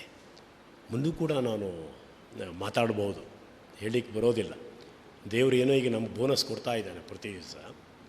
ಈ ಬೋನಸ್ ಮುಂದಿನ ವರ್ಷದ ಈ ಸಂದರ್ಭಕ್ಕಿದ್ದರೆ ಆವಾಗ ಕೂಡ ಮಾತಾಡ್ಬೋದು, ಬೇರೆ ದೃಷ್ಟಿಯಲ್ಲಿ ಮಾತಾಡ್ಬೋದು. ನಾನು 2 ವರ್ಷದ ಹಿಂದೆ ಆವಾಗ ಬಹುಶಃ ಪ್ರೊಫೆಸರ್ ಅಮರನಾಥ್ ಕೂಡ ಇದ್ದರು ವೇದಿಕೆ ಮೇಲೆ. ಅವರು ಒಬ್ಬ ಭಾಷಣಕಾರ. ಅವರು KV ಅಕ್ಷರಿಗೆ ಪ್ರಶಸ್ತಿ ಅಂತ ನೆನಪು ನನಗೆ. KV ಅಕ್ಷರಿಗೆ ಪ್ರಶಸ್ತಿ ಪ್ರದಾನ ಮಾಡುವಾಗ ನಾನು ಶ್ರೀಧರ್ ಬಗ್ಗೆ ಮಾತಾಡಬೇಕಿತ್ತು. ಆಗ ಒಂದು ಮಾತನ್ನು ಹೇಳಿದೆ, ಶ್ರೀಧರ್ ತೀರಿಕೊಂಡದ್ದರಿಂದ ಒಂದು ಅಪರೂಪದ ವಿಶ್ವಕೋಶವೇ ಇಲ್ಲದಂತಾಗಿದೆ ಅಂತ ಹೇಳಿದ್ದೆ. ಆ ಮಾತು ನಾನು ಅತಿಶಯೋಕ್ತಿಯಿಂದ ಆಡಿದ್ದು, ಅದು ಅಲಂಕಾರಿಕವಾದ ಮಾತು ಅಂತ ನಾನು ತಿಳೋದಿಲ್ಲ. ನಾನು ಇವತ್ತಿಗೂ ಅದನ್ನು ಒಪ್ಪಿಕೊಂಡಿದ್ದೇನೆ. ಕೊನೆಯದಾಗಿ ನಾನು ತುಂಬ ಇಷ್ಟಪಟ್ಟಂತಹ ಸಂಸ್ಕೃತ ಕನ್ನಡಗಳ ಬಾಂಧವ್ಯದ ಬಗ್ಗೆ 2 ಮಾತು. ಬೇಂದ್ರೆಯವರ ಅರಿಕೆ ತುಂಬ ಚೆನ್ನಾಗಿದೆ. 2 ಸಾರಿ ಓದಿದೆ, ನನಗೆ ಯಾಕೋ ಅರ್ಥ ಆಗಲಿಲ್ಲ. ಓದ್ಕೋಬೇಕು ಇನ್ನೊಂದು ಸಾರಿ ಅದನ್ನು. 2 ಪುಟದ್ದು 80 ಪುಟದ ಒಳ್ಳೆಯ ಪುಸ್ತಕ. ವಿಚಾರ ಸಮಗ್ರ ಸಂಪುಟದಲ್ಲಿ ಅದು ಸೇರಿಕೊಂಡಿದೆ. ಅದು ಸಂಸ್ಕೃತ ಕನ್ನಡಗಳ ಬಾಂಧವ್ಯತೆ ಅದು ಗೋಕಾಕ್ ಚಳವಳಿ ಕಾಲ. ಆ ಸಮಯದಲ್ಲಿ ಅಖಿಲ ಕರ್ನಾಟಕ ಸಂಸ್ಕೃತ ಸಾಹಿತ್ಯ ಪರಿಷತ್ತು ಉಡುಪಿಯಲ್ಲಿ BS ಶ್ರೀಧರನ್ ಕರೆಸಿ ಈ ಬಾಂಧವ್ಯದ ಬಗ್ಗೆ ಮಾತಾಡಿಸ್ತು MGM ಕಾಲೇಜಲ್ಲಿ ಅಂತ ನೆನಪು ನನಗೆ. ಅವರೇ ಪ್ರಕಟಿಸಿದ್ದು ಮೊದಲನೇ ಬಾರಿಗೆ ಅದನ್ನು. ನಾನೇನಾಗ ಓದಿಲ್ಲ, ನಾನು ಹೋಗಿದ್ದು ಇತ್ತೀಚೆಗೆ. BS ಶ್ರೀಧರರು ಯಾಕೋ ಸ್ವಲ್ಪ ಹೆದರಿಕೆಯಿಲ್ಲ ಏನೋ, ಸಂಸ್ಕೃತವು ಮೃತ ಭಾಷೆ ಅನ್ನೋದ್ರ ಮೇಲೆ ಅಟ್ಯಾಕ್ ಆಗಿ ಮಾತಾಡ್ತಾರೆ. ಮೃತ ಭಾಷೆ ಅನ್ನೋದು ಸರಿಯಾದ ಅರ್ಥ ಅಲ್ಲ ಅನ್ನೋ ಥರ ಅವರು ಆರಂಭದಲ್ಲಿ ಹೇಳ್ತಾರೆ. ಆದರೆ ಇಡೀ ತಮ್ಮ ಪುಸ್ತಕದಲ್ಲಿ ಅದನ್ನು ಹೇಳೋದಿಲ್ಲ. ಅಲ್ಲಿ ಕನ್ನಡ ಸಂಸ್ಕೃತ ಬಾಂಧವ್ಯ, ಕನ್ನಡ ಮತ್ತು ಸಂಸ್ಕೃತ ಕಾವ್ಯದ ಸಂಬಂಧ, ಕನ್ನಡ ಮತ್ತು ಸಂಸ್ಕೃತ ಶಾಸ್ತ್ರಗ್ರಂಥಗಳ ಸಂಬಂಧ ಇತ್ಯಾದಿ ಅವರು ಯೋಚನೆ ಮಾಡ್ತಾರೆ. ಭಾಳ ಅದ್ಭುತವಾದಂತಹ ಒಬ್ಬ ರಿಸರ್ಚ್ ಸ್ಟೂಡೆಂಟ್ ಮಾಡುವಂಥ ಕೆಲಸ ಮಾಡಿದ್ದಾರೆ ಅವರು. ಎಲ್ಲೂ ನಿಂದಿಸಿ ನೀವು ಕೆಲಸ ಮಾಡಲಿಲ್ಲ. ಯಾಕೆಂದರೆ BS ಶ್ರೀಧರಿಗೆ ಕನ್ನಡವೂ ಪ್ರೀತಿ, ಸಂಸ್ಕೃತ ಪ್ರೀತಿ. ಅವರೇ ಒಂದು ಕಡೆಗೆ ಹೇಳ್ತಾರೆ, ಕನ್ನಡ ತಾಯಿ ಮಾತು, ಸಂಸ್ಕೃತ ತಂದೆ ಮಾತು ಅಂತ ಹೇಳ್ತಾರೆ ಅವರು. ಹಾಗಾಗಿ ಯಾವ ಕಡೆಗೂ ಪಕ್ಷಪಾತ ಮಾಡದೆ ವಾಲದೇನೆ ಸ್ಥಿತಪ್ರಜ್ಞರಾಗಿ ತುಂಬ ಚೆನ್ನಾಗಿ ಬರೆದದ್ದು. ನಾನು ಅವರ ಈ MS ಆಫೀಸಿಗೆ ಹೋದಾಗ ಅವ್ರ ಹತ್ರ ಈ ಪ್ರಶ್ನೆ ಕೇಳ್ತಾ, ಸರ್ ನೀವು ಆ ಮೃತ ಭಾಷೆ ಬಗ್ಗೆ ವಿಶೇಷವಾಗಿ ಏನೂ ಬರದೇ ಇಲ್ಲ ಅಂತ ನನಗೂ ಗೊತ್ತಾಯಿತು, ಹೇಳೇ ಇಲ್ಲ ಅನ್ನೋದನ್ನು ಅಲ್ಲಿ MGM ಕಾಲೇಜಲ್ಲಿ ನನಗೆ ಸಂಸ್ಕೃತ ಸಾಹಿತ್ಯ ಪರಿಷತ್ತು ಇದೆಯಲ್ಲ ಅದರಿಂದ ಗೊತ್ತಾಯಿತು. ಅದು ಬಹಳ ದೊಡ್ಡ ಗೋಕಾಕ್ ಚಳವಳಿಯಲ್ಲಿ ಸಂಸ್ಕೃತ ಡೆಡ್ ಲ್ಯಾಂಗ್ವೇಜ್ ಅನ್ನೋದೊಂದು ದೊಡ್ಡ ಇತ್ತು. ಮತ್ತು ಚಂದ್ರಶೇಖರ ಪಾಟೀಲರು ಸಂಸ್ಕೃತ ವಾರ್ತೆ ಶುರುವಾದಾಗ ಹೋಗಿ ಸುಮಾರು 40 ವರ್ಷದಿಂದ ಏನು ಆಗ ಒಂದು ಓಪನ್ ಆಗಿ ಸ್ಟೇಟ್ಮೆಂಟ್ ಕೊಟ್ಟು ತುಂಬ ಚೆನ್ನಾಗಿದೆ. ಈ ದೆವ್ವದ ಭಾಷೆ ಬೆಳಗ್ಗೆ 7 ಗಂಟೆಗೆ ಸಂಜೆ 7 ಗಂಟೆಗೆ ಆಕಾಶವಾಣಿಯಲ್ಲಿ ಬರ್ತದೆ ಅಂತ ಮಾತಾಡಿದ್ರು. ನಾನು ತುಂಬ ಎಂಜಾಯ್ ಮಾಡಿದ್ದೆ ಇದನ್ನು, ನಿಜವಾಗಿ ಭಾಳ ಚೆನ್ನಾಗಿತ್ತು. ನೀವು ಅದನ್ನು ಏನು ಹೇಳೇ ಇಲ್ಲ, ಪ್ರಸ್ತಾಪ ಮಾಡೇ ಇಲ್ಲ ಅಂತ ಹೇಳಿದ್ರು. ಹೌದಾ ಅಂತ ಕೇಳಿದೆ. ಅವ್ರು ಭಾಳ ಸೊಗಸಾಗಿ ಹೇಳಿದ್ರು BS ಶ್ರೀಧರ್. ಏನು ಸಂಯಮ, ಏನು ವಿವೇಕದಿಂದ ಹೇಳಿದ್ರು ಅಂದರೆ ಯಾವಾಗಲೂ ಇರುವಂಥ ಒಂದು ಆವೇಶದಲ್ಲಿ ಅಲ್ಲದೇ ಹೇಳಿದ್ರು ಅವರು. ಬರದೆ ಆವೇಶಕ್ಕೆ ಒಳಗಾಗದೆ ಡೆಡ್ ಲ್ಯಾಂಗ್ವೇಜ್ ಎನ್ನುವಂಥದ್ದು ಒಬ್ಬ ಲಿಂಗ್ವಿಸ್ಟ್ ಬಳಸುವಂಥ ಟೆಕ್ನಿಕಲ್ ವರ್ಡ್. ಅದು ಡೆಡ್ ಲ್ಯಾಂಗ್ವೇಜಿಗೆ ಮೃತ ಅಲ್ಲ, ಕನ್ನಡವೇ ಬೇಕು ಅಂತ ಅಂದರೆ ಸ್ತಬ್ಧ ಭಾಷೆ ಅಂತ ಇಟ್ಕೊಳ್ಳಿ, ಡೆಡ್ ಅಲ್ಲ. ಲಿಂಗ್ವಿಸ್ಟ್ ಅದನ್ನು ಅಬ್ಸಲ್ಯೂಟ್ ಅನ್ನೋ ಅರ್ಥದಲ್ಲಿ ಬಳಸ್ತಾರೆ. ಡೆಡ್ ಲ್ಯಾಂಗ್ವೇಜಿಗೆ ಮೃತ ಭಾಷೆ ಅಂತ ಅರ್ಥ ಆದರೆ dead lock, dead line, dead C, ಇದಕ್ಕೆಲ್ಲ ಏನು ಅರ್ಥ ಆಗಿದ್ರೆ ಎಲ್ಲ ಕಡೆಗೂ ಮೃತನ ಅದು ಖಂಡಿತ ಹಾಗಲ್ಲ ಅಂತ ಹೇಳಿದ್ರು. ಈ ಸಂಸ್ಕೃತ ಮೃತ ಭಾಷೆ ಅನ್ನೋದು ಈ ದೃಷ್ಟಿಯಲ್ಲಿ ಅವರ ವಾದ ಅಲ್ಲ ಸರ್. ಅದು ಜನಸಾಮಾನ್ಯರು ಸಂಸ್ಕೃತವನ್ನು ಆಡೋದಿಲ್ಲ ಆಗಿತ್ತು, ಅರಮನೆ ಭಾಷೆ ಆಗಿತ್ತು, ಆಸ್ಥಾನದ ಭಾಷೆ ಆಗಿತ್ತು. ಹಾಗಾಗಿ ಸಂಸ್ಕೃತ ಸತ್ತು ಹೋದ ಭಾಷೆ ಆಯಿತು ಅಂತ ಸಂಸ್ಕೃತದ ವಿರೋಧಿಗಳು ಹೇಳೋ ಮಾತು ಸರಿ ಅಂತ ಅನ್ನಿಸ್ತದೆ ಅಲ್ವ ಸಾರ ಅಂತ ಕೇಳಿದೆ. ಆ ವಾದ ತಪ್ಪು ಅಂತ ಅಂದರು. ಎಷ್ಟು ಸೊಗಸಾಗಿ ಹೇಳಿದ್ದಾರೆ ನೋಡಿ. ಪಾಲಿ ಮತ್ತು ಪ್ರಾಕೃತ ಜನರು ಆಡುತ್ತಿದ್ದ ಭಾಷೆ. ಬುದ್ಧ ಮತ್ತು ಮಹಾವೀರರು ಜನಸಾಮಾನ್ಯರ ಭಾಷೆಯಲ್ಲಿಯೇ ಜನರಿಗೆ ಧರ್ಮ ಬೋಧನೆ ಮಾಡಬೇಕು ಅಂತ ಪಾಲಿ ಮತ್ತು ಪ್ರಾಕೃತದಲ್ಲಿ ಬೋಧನೆ ಮಾಡಿದರು. ಆದರೆ ಸಂಸ್ಕೃತಕ್ಕಿಂತ ಮೊದಲನೇ ಯಾಕೆ ಇದು ಕಣ್ಮರಿ ಆಯಿತು? ಜನಸಾಮಾನ್ಯರ ಭಾಷೆನೇ ಯಾಕೆ ಕಣ್ಮರಿ ಆಯಿತು? ಜನಸಾಮಾನ್ಯರ ಭಾಷೆ ಅಲ್ಲದೆ ಹೋದಂಥ ಸಂಸ್ಕೃತ ಯಾಕೆ ಉಳ್ಕೊಂಡಿತು? ಭಾಷೆಯ ಬಗ್ಗೆ ಇಂತಹ ಕಾಂಟೆಸ್ಟ್ಗಳಲ್ಲಿ ಯೋಚನೆ ಮಾಡೋದು ತಪ್ಪು ಅಂತ ಅವ್ರು ಹೇಳಿದ್ರು.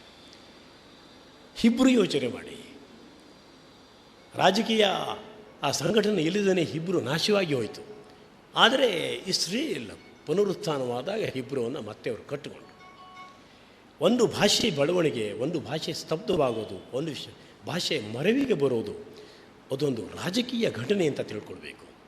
ಇಂಗ್ಲೀಷರು ವಸಾಹತನ್ನು ಮಾಡದೆ ಹೋದರೆ, ಈ ಕಾಮನ್ವೆಲ್ತ್ ಕಂಟ್ರೀಸ್ ಆಗದೆ ಹೋಗಿದ್ದರೆ ಇಂಗ್ಲೀಷ್ ಎಲ್ಲಿ ಇರ್ತಿತ್ತು? ಇವತ್ತು ಜರ್ಮನಿ ಹೋಗೋನು ಜರ್ಮನ್ ಭಾಷೆಯಲ್ಲಿ ಒಂದು ಸರ್ಟಿಫಿಕೇಟ್ ಆದರೂ ಪಾಸ್ ಮಾಡ್ಕೋಬೇಕಾಗ್ತದೆ. ಹಾಗೆಯೇ ಅಮೇರಿಕಕ್ಕೆ ಒಬ್ಬ IT ಉದ್ಯೋಗಿಯಾಗಿ ಹೋಗಬೇಕಾದರೂ ಇಂಗ್ಲೀಷ್ ಸರ್ಟಿಫಿಕೇಟ್ ಎಕ್ಸಾಮ್ ಪಾಸ್ ಮಾಡ್ಕೊಂಡು ಹೋಗಬೇಕಾಗ್ತಿತ್ತು. ಇಂಗ್ಲೀಷರು ಇಲ್ಲಿ ಬಂದಿದ್ದರಿಂದಲೇ ನಾವು ಇಂಗ್ಲೀಷನ್ನು ಇಷ್ಟು ಆಪ್ತವಾಗಿ ನಮ್ಮದು ಅಂತ ತಿಳ್ಕೊಂಡು ಕಲಿತಾ ಇದ್ದೇವೆ ಅಂತ ಹೇಳಿದ್ರು ಅವರು. ಹೀಗೆ ತುಂಬ ಒಳನೋಟವನ್ನು ಇಟ್ಟುಕೊಂಡಂತಹ, ಆದರೆ ಅವರ ಆ ಪುಸ್ತಕದಲ್ಲಿ ಅದಿಲ್ಲ. ಬಹುಶಃ ಅವರು ಆ ಸಂದರ್ಭದ ಚಳವಳಿಯ ಬಿಸಿಯಲ್ಲಿ ಈ ಚರ್ಚೆ ಬೇಡ ಅಂತ ಮಾಡಿದ್ರು ಅಂತ ತಿಳ್ಕೊಂಡಿದ್ದೇನೆ. ನಾನು ಇವತ್ತು ಬಿ ಶ್ರೀಧರ ಭಾಷಣವನ್ನು ಒಂದಷ್ಟು ನೆನಪು, ಒಂದಷ್ಟು ಸ್ಮರಣೆ ಹೀಗೆ ಮಾಡೋದ್ರಿಂದ ನನಗೆ ಏನೋ ಒಂದು ರೀತಿ ಭಾವಶುದ್ಧಿ ಉಂಟಾಗ್ತದೆ ಅನ್ನೋ ಕಾರಣಕ್ಕೆ ನಾನು ಮಾಡಿದ್ದೇನೆ. ಈ ನಮ್ಮ ಹಿರಿಯ ವಿಮರ್ಶಕರೆಲ್ಲ ಬಿ ಎಸ್ ಶ್ರೀಧರ ಒಂದೊಂದು ಕವಿತೆ ಇತ್ಯಾದಿಗಳನ್ನು ತಗೊಂಡು ಒಂದು ವಿಮರ್ಶೆ ಮಾಡಬೇಕು ಅಂತ ನನಗೆ ಅನ್ನಿಸ್ತಾ ಇದೆ. ಯಾಕೆಂದರೆ ಈ ದೇಶಕಾಲ ಕನ್ನಡದಲ್ಲಿ ಬಂತಲ್ಲ, ಆ ಸಂದರ್ಭದಲ್ಲಿ ಒಂದು ಹೊಸ ಪ್ರಯೋಗ ಮಾಡಿದ್ರು ಅವರು. ಒಬ್ಬೊಬ್ಬ ಕವಿಯ 1-2 ಆಯ್ದ ಕವಿತೆಗಳನ್ನು ಇಟ್ಕೊಂಡು ಅನ್ವಯಿಕ ವಿಮರ್ಶೆ ತುಂಬ ಚೆನ್ನಾಗಿ ಮಾಡಿದ್ರು. ನಮ್ಮ ವಿಜಯಶಂಕರ್ ಕೂಡ ಬರೆದಿದ್ದಾರೆ. ಜಪದ ಕಟ್ಟೆನೋ ಯಾವುದೋ ಒಂದು ಬರೆದಿದ್ದು ನನಗೆ ನೆನಪಿದೆ. ಮಂಜುನಾಥರ ಭಕ್ತಿ, ಮಂಜುನಾಥರು ಬಳಸುವಂಥ ದೇವರು ಪದ ಇತ್ಯಾದಿಗಳ ಬಗ್ಗೆ ಎಲ್ಲ ಅವರು ಲೇಖನ ಬರೆದಿದ್ದಾರೆ. ಅದು ಬಹುಶಃ ಗಾಂಧಿ ಬಜಾರ್ನಲ್ಲ ಯಾವುದರಲ್ಲಾಗಿರಬೇಕು, ಆ ದೇಶಕಾಲದಲ್ಲಿ. ಹಾಗೆ ಅದು ಒಂದು ಪ್ರವೃತ್ತಿಯಾಗಿ ವಿಮರ್ಶಕರಿಗೆ, ಸಾಹಿತ್ಯ ಸಮೀಕ್ಷೆ ಮಾಡುವವರಿಗೆ, ಪರಾಮರ್ಶೆ ಮಾಡುವವರಿಗೆ ಒಬ್ಬೊಬ್ಬ ಕವಿಯ ಉತ್ತಮ ಕವನಗಳನ್ನು, ಲೇಖನಗಳನ್ನು, ಚಿಂತನೆಯನ್ನು, ವಾದವನ್ನು ಮರುವಿಮರ್ಶೆಗೆ ಒಳಪಡಿಸುವಂಥ ಒಂದು ಸಂದರ್ಭ ಬರಬೇಕು. ಈಗಿನವರು ಅಂತಲ್ಲ, ಹಳಬರಾದರೂ ಸರಿ ಅವ್ರನ್ನ ಆಯ್ಕೊಂಡು ಮಾಡಬೇಕು. ಯಾಕೆಂದರೆ ಈ ವಾಗ್ಮಯ ಕ್ಷೇತ್ರದಲ್ಲಿ ಅದ್ರ ಕಾಲ ಮುಗೀತು ಅನ್ನೋದು ಎಂದೂ ಇಲ್ಲ. ನಾವು ಹೇಗೆ ಇಟ್ಕೊಳ್ತೇವೆ ಅನ್ನೋ ಮೂಲಕ ಅದ್ರ ಕಾಲ ಮುಗಿದಿರ್ತದೆ ಅಥವಾ ಉಳಿದಿರ್ತದೆ ಅನ್ನೋದು. ನಾವು ಒಳ್ಳೆಯ ಲೇಖಕರನ್ನು ಮರೆಯೋದ್ರಿಂದ ಏನೋ ಒಂದು ರೀತಿ ಅಪರಾಧವನ್ನು ಮಾಡ್ತೇವೆ ಅನ್ನೋದೆಲ್ಲ ಅನ್ನಿಸ್ತಾ ಇದೆ ನನಗೆ. ನಾನು ರಾಜಶೇಖರ್ ಹೆಬ್ಬಾರ್ ಅವರಿಗೆ ಇಲ್ಲಿ ಅವಕಾಶ ಕೊಟ್ಟಿದ್ದಕ್ಕಾಗಿ ನಾನು ಕೃತಜ್ಞತೆಯನ್ನು ಹೇಳ್ತೇನೆ. ಮೊನ್ನೆ ಅವ್ರಿಗೆ ಬೇಜಾರಾಗುವಂಥ ಕೆಲಸ ಮಾಡಿಬಿಡ್ತಿದ್ರು. ಗಂಟಲು ಪೂರ್ಣ ಬಿದ್ದೋಗಿತ್ತು. MG ಹೆಗಡೆಯವರು ಬರಬೇಕಿತ್ತು, ಅವರು ಯಾಕೋ ಬೇರೆ ಕಾರ್ಯಭಾರ ಅವರಿಗೆ ಕಾಲೇಜಲ್ಲಿ. ಏನು ಮರ ಹೆಂಗಾರು ಮಾಡಿ ಗಂಟ್ಲೊಂದು ಸರಿ ಮಾಡ್ಕೊಳ್ಳಿ ಮರ ಹೇಳ್ತಾ ಇದ್ರು ನನಗೆ ಅವರು. ಆ್ಯಕ್ಚುಲಿ ನಿಮ್ಮ ಹೊಸಬರಿಗೆ ಗೊತ್ತಿಲ್ಲ, ಇದು ನನ್ನ ಗಂಟಲಲ್ಲ ಇದು ಹೇಳ್ತಾರೆ. ಇದು ಶಾಪಗ್ರಸ್ತ ಗಂಟಲು ಒಂಥರ. ಇಷ್ಟು ಮಾಡಲಿಕ್ಕೆ ಸಾಧ್ಯವಾಯ್ತಲ್ಲ ಅನ್ನೋ ಸಂತೋಷದಲ್ಲಿ ಕೃತಜ್ಞತೆಯ ಭಾವದಿಂದ ನನ್ನ ಮಾತನ್ನು ಮುಗಿಸ್ತೇನೆ. ಎಲ್ಲರಿಗೂ ನನ್ನ ನಮಸ್ಕಾರ. ಕೃತಜ್ಞತೆಗಳು RD ಹೆಗ್ಡೆ ಅವರೇ. ಮುಂದೆ ಮಾತನಾಡಲಿಕ್ಕಿರೋರು ಶ್ರೀ N. ರಾಮನಾಥ್ ಅವರು. ಅವರ ಕುರಿತಂತೆ ಕೃಷ್ಣ ಲೋಕರೆ ಅವರು ಅವರ ಪರಿಚಯ ಮಾಡಿಕೊಡ್ತಾರೆ. ಇದು ಒಂದು ಕಾಲಕ್ಕೆ BK ಅವರಿಂದ ಬರೆಯಲ್ಪಡ್ತಿತ್ತು. ಚುರುಕು, ಚುಟುಕು, ಸ್ವಾರಸ್ಯಮಯ ಉತ್ತರವನ್ನಷ್ಟೇ ಅಪೇಕ್ಷಿಸುತ್ತಿದ್ದ ಈ ಅಂಕಣ ಈಗ ಅಷ್ಟೇ ಸ್ವಾರಸ್ಯಕರವಾಗಿ ಬರೆಯಲ್ಪಡುತ್ತಿರುವುದು ರಾಮ್ ಎಂಬವರಿಂದ. ಆದರೆ ಈ ರಾಮ್ ಎನ್ನುವ ವ್ಯಕ್ತಿ ಯಾರು ಎಂಬ ಪ್ರಶ್ನೆಗೆ ಉತ್ತರ ನಮ್ಮ ಶ್ರೀ N. ರಾಮನಾಥ್ರವರು. ವಿಜಯವಾಣಿಯ ಗರ್ಮಾಗರಂ ಈ ಅಂಕಣವನ್ನು ಬರೆಯುವ ನಾರಿ ಎಂಬ ಪುರುಷರು ಇವರೇ. ಇಂದು ನಮ್ಮೊಂದಿಗಿರುವ ಈ ರಾಮನಾಥರ 10 ಅವತಾರಗಳಲ್ಲಿ ಕೆಲವನ್ನಷ್ಟೇ ಪರಿಚಯಿಸುತ್ತಿದ್ದೇನೆ. ಇವರು ಓದಿದ್ದು ಸಿವಿಲ್ ಇಂಜಿನಿಯರಿಂಗ್, ಅದು ಅವರ ವೃತ್ತಿ. ಆದರೆ ಪ್ರವೃತ್ತಿ ಆಸಕ್ತಿಗಳು ವಿಶಿಷ್ಟ. ಬೆಂಗಳೂರಿಗರಾದ ಇವರು ಹಾಸ್ಯಲೇಖಕ, ಭಾಷಣಕಾರ, ಭಾಷಾಂತರಕಾರ, ಅಣುಕು ಕವಿತಾಕಾರ, ಸದಭಿರುಚಿಯ ಸಾಹಿತ್ಯ ಕೃತಿಗಳ ಪ್ರಕಾಶಕ ಇತ್ಯಾದಿ ಇತ್ಯಾದಿ ಇತ್ಯಾದಿ. ಶಬ್ದಗಳಿಂದ ವಿವಿಧಾರ್ಥಗಳನ್ನು ಹಿಂಡಿ ತೆಗೆಯುವುದು ರಾಮನಾಥ್ ಅವರ ಅತಿ ಪ್ರಿಯವಾದ ಹವ್ಯಾಸ. ವಿವಿಧ ಪತ್ರಿಕೆಗಳಲ್ಲಿ ವಿವಿಧ ಅಂಕಣಗಳಲ್ಲಿ ಬಂದ ಅವರ ಇಂಗ್ಲೀಷ್ ಲೇಖನಗಳು 2000ದಷ್ಟಿವೆ. ಮೊದಲು ಇಂಗ್ಲೀಷ್ನಲ್ಲಿಯೇ ಬರೆಯುತ್ತಿದ್ದ ರಾಮನಾಥರು ಶ್ರೀಯುತ ಅರಾಮಿತ್ರರ ಒಂದು ಭಾಷಣದಿಂದ ಪ್ರಭಾವಿತರಾಗಿ ಕನ್ನಡ ಸಂಸ್ಕೃತಗಳತ್ತ ಹೊರಳಿ ಲೇಖನಗಳನ್ನು ಬರೆಯಲು ಆರಂಭಿಸಿದ್ದು ದೊಡ್ಡ ತಿರುವು. ಕನ್ನಡದಲ್ಲಿ 11, ಇಂಗ್ಲೀಷ್ನಲ್ಲಿ 3, ಹಿಂದಿಯನ್ನೇಕೆ ಬಿಡಲಿ ಎಂಬಂತೆ ಅದರಲ್ಲಿ ಇನ್ನೊಂದು ಪುಸ್ತಕ ಪ್ರಕಟವಾಗಿವೆ. 800ಕ್ಕೂ ಅಧಿಕ ಟಾಕ್ ಶೋಗಳನ್ನು ದೇಶ ವಿದೇಶಗಳಲ್ಲಿ ನೀಡಿದ್ದಾರೆ. ಹಾಸ್ಯ ಕಾರ್ಯಕ್ರಮ ಆಯೋಜನೆಗಳಲ್ಲಿ ಸದಾ ಸಕ್ರಿಯರು. ಕಸ್ತೂರಿ, ಜನಶ್ರೀ, ಸಮಯ ಇವಿಷ್ಟು ಟಿ ವಿ ವಾಹಿನಿಗಳನ್ನು ಹೊರತುಪಡಿಸಿ ಇನ್ನೆಲ್ಲ ಟಿ ವಿ ವಾಹಿನಿಗಳಲ್ಲೂ ಇವರು ಕಾರ್ಯಕ್ರಮ ನೀಡಿದ್ದಾರೆ. ಕನ್ನಡದಲ್ಲಿ ಪ್ರಪ್ರಥಮವಾಗಿ ಒಂದು ಸಂಧಾನ ಕಾವ್ಯ ಅಂದರೆ ಪ್ಯಾರಡಿ ಬಂದಿದ್ದು ಇವರಿಂದಲೇ. ಸುಧಾ, ವಿಜಯವಾಣಿ, ಸಿಡ್ನಿಯ ಹೊರನಾಡ ಚಿಲುಮೆ, ರಾಜ್ಯ ಪ್ರಗತಿ, ನಗೆಮುಗಳು ಇತ್ಯಾದಿ ಪತ್ರಿಕೆಗಳ ಸ್ಥಿರಾಂಕಣಕಾರರು. ಈ ಎಲ್ಲದರ ನಡುವೆ ಮೌಲಿಕ ಕೃತಿಗಳ ಪ್ರಕಾಶನ ರಾಮನಾಥರ ಇನ್ನೊಂದು ಆಸಕ್ತಿ. ಇದೇ ಆಸಕ್ತಿಯ ಫಲವಾಗಿ ಬಿ ಎಸ್ ಶ್ರೀಧರರ ಸಮಗ್ರ ಕೃತಿಗಳು ಅಂದರೆ ಕಾವ್ಯ, ವಿಮರ್ಶೆ, ವಿಚಾರ, ಸಂಕೀರ್ಣ ಎಂಬ 4 ಸಂಪುಟಗಳಲ್ಲಿ ನಮಗಿಂದು ಲಭ್ಯವಿದೆ. ಅನುವಾದಗಳ ಸಂಪುಟ ಶೀಘ್ರವೇ ಹೊರಬರಲಿದೆ. ಅಂದಹಾಗೆ ಪ್ರಸಿದ್ಧ ವೆಂಟ್ರಿಕೋಲಕ್ವಿಸ್ಟ್ ಇಂದುಶ್ರೀ ಅವರ ಡಿಂಕು ಶಬ್ದಗಳಿಗೆ ರಾಮನಾಥರದೇ ಸಾಹಿತ್ಯ. ಇಂದುಶ್ರೀ ಅವರು ಇಂದು ನಮ್ಮೊಂದಿಗಿದ್ದಾರೆ. ಅವರ ಡಿಂಕು ಶೋ ನಿಮಗೆಲ್ಲ ಚಿರಪರಿಚಿತವಾಗಿದೆ. ಇನ್ನೊಂದು ಅವತ್ತು ಇವರು ಇಂದು birthday boy. Happy birthday mister Ramanath. Thank you.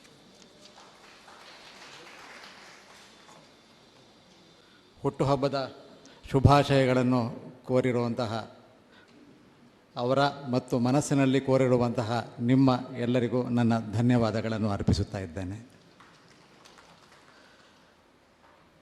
ನನಗೆ ಪುಸ್ತಕ ಯಾಕೆ ಮಾಡ್ತಿದ್ದೀರಾ ನೀವು ಅಂತ ಕೇಳಿದ್ರು. ರಾಜೇಶ್ವರಿ ನನ್ನ ಹತ್ರ ಬಂದು ಏನು ಮಾತಾಡೋದು ನಾನು, ಶ್ರೀಧರ್ ಅವರು ಹುಟ್ಟಿ ತೀರಿ ಹೋಗಿ ಅವರ ಬಗ್ಗೆ ಸಾಕಷ್ಟು ಕಾರ್ಯಕ್ರಮಗಳನ್ನು ನಡೆದು ಇವೆಲ್ಲ ನಡೆದು 100 ವರ್ಷ ಆಗಿದೆ ಅಂದರೆ ಅವ್ರ ಬಗ್ಗೆ ಹೇಳದೇ ಇರೋದು ಏನಾದರೂ ಇರತ್ತಾ ಅಂದೆ. ನೋಡಿ ನೀವೇನು ಹೇಳ್ತಿರೋ ಹೇಳಿ, ನಿಮಗೇನಾದರೂ ಗೊತ್ತಾಗಿರೋದಿದ್ದರೆ ಹೇಳಿ. ಯಾರೂ ಇವತ್ತರೆಗೂ ಹೇಳಿಲ್ಲದೆ ಇರೋದು ಅಂದರೆ ಅವ್ರ ಪುಸ್ತಕವನ್ನು ನೀವು ಯಾಕೆ ಮಾಡಿದ್ದೀರಿ ಅಂತ ಅದು ನೀವೇ ಹೇಳಬೇಕು, ಅದರಿಂದ ನೀವು ಹೇಳಿ ಅಂದರು. ಚೆನ್ನಾಗಿದೆ ವಿಷಯ, ಪರವಾಗಿಲ್ಲ. ಪ್ರಮುಖವಾಗಿ ನನಗೆ ಇಷ್ಟ ಆಗಿದ್ದು ಅಂದರೆ ಅವರ ವಿಡಂಬನೆ.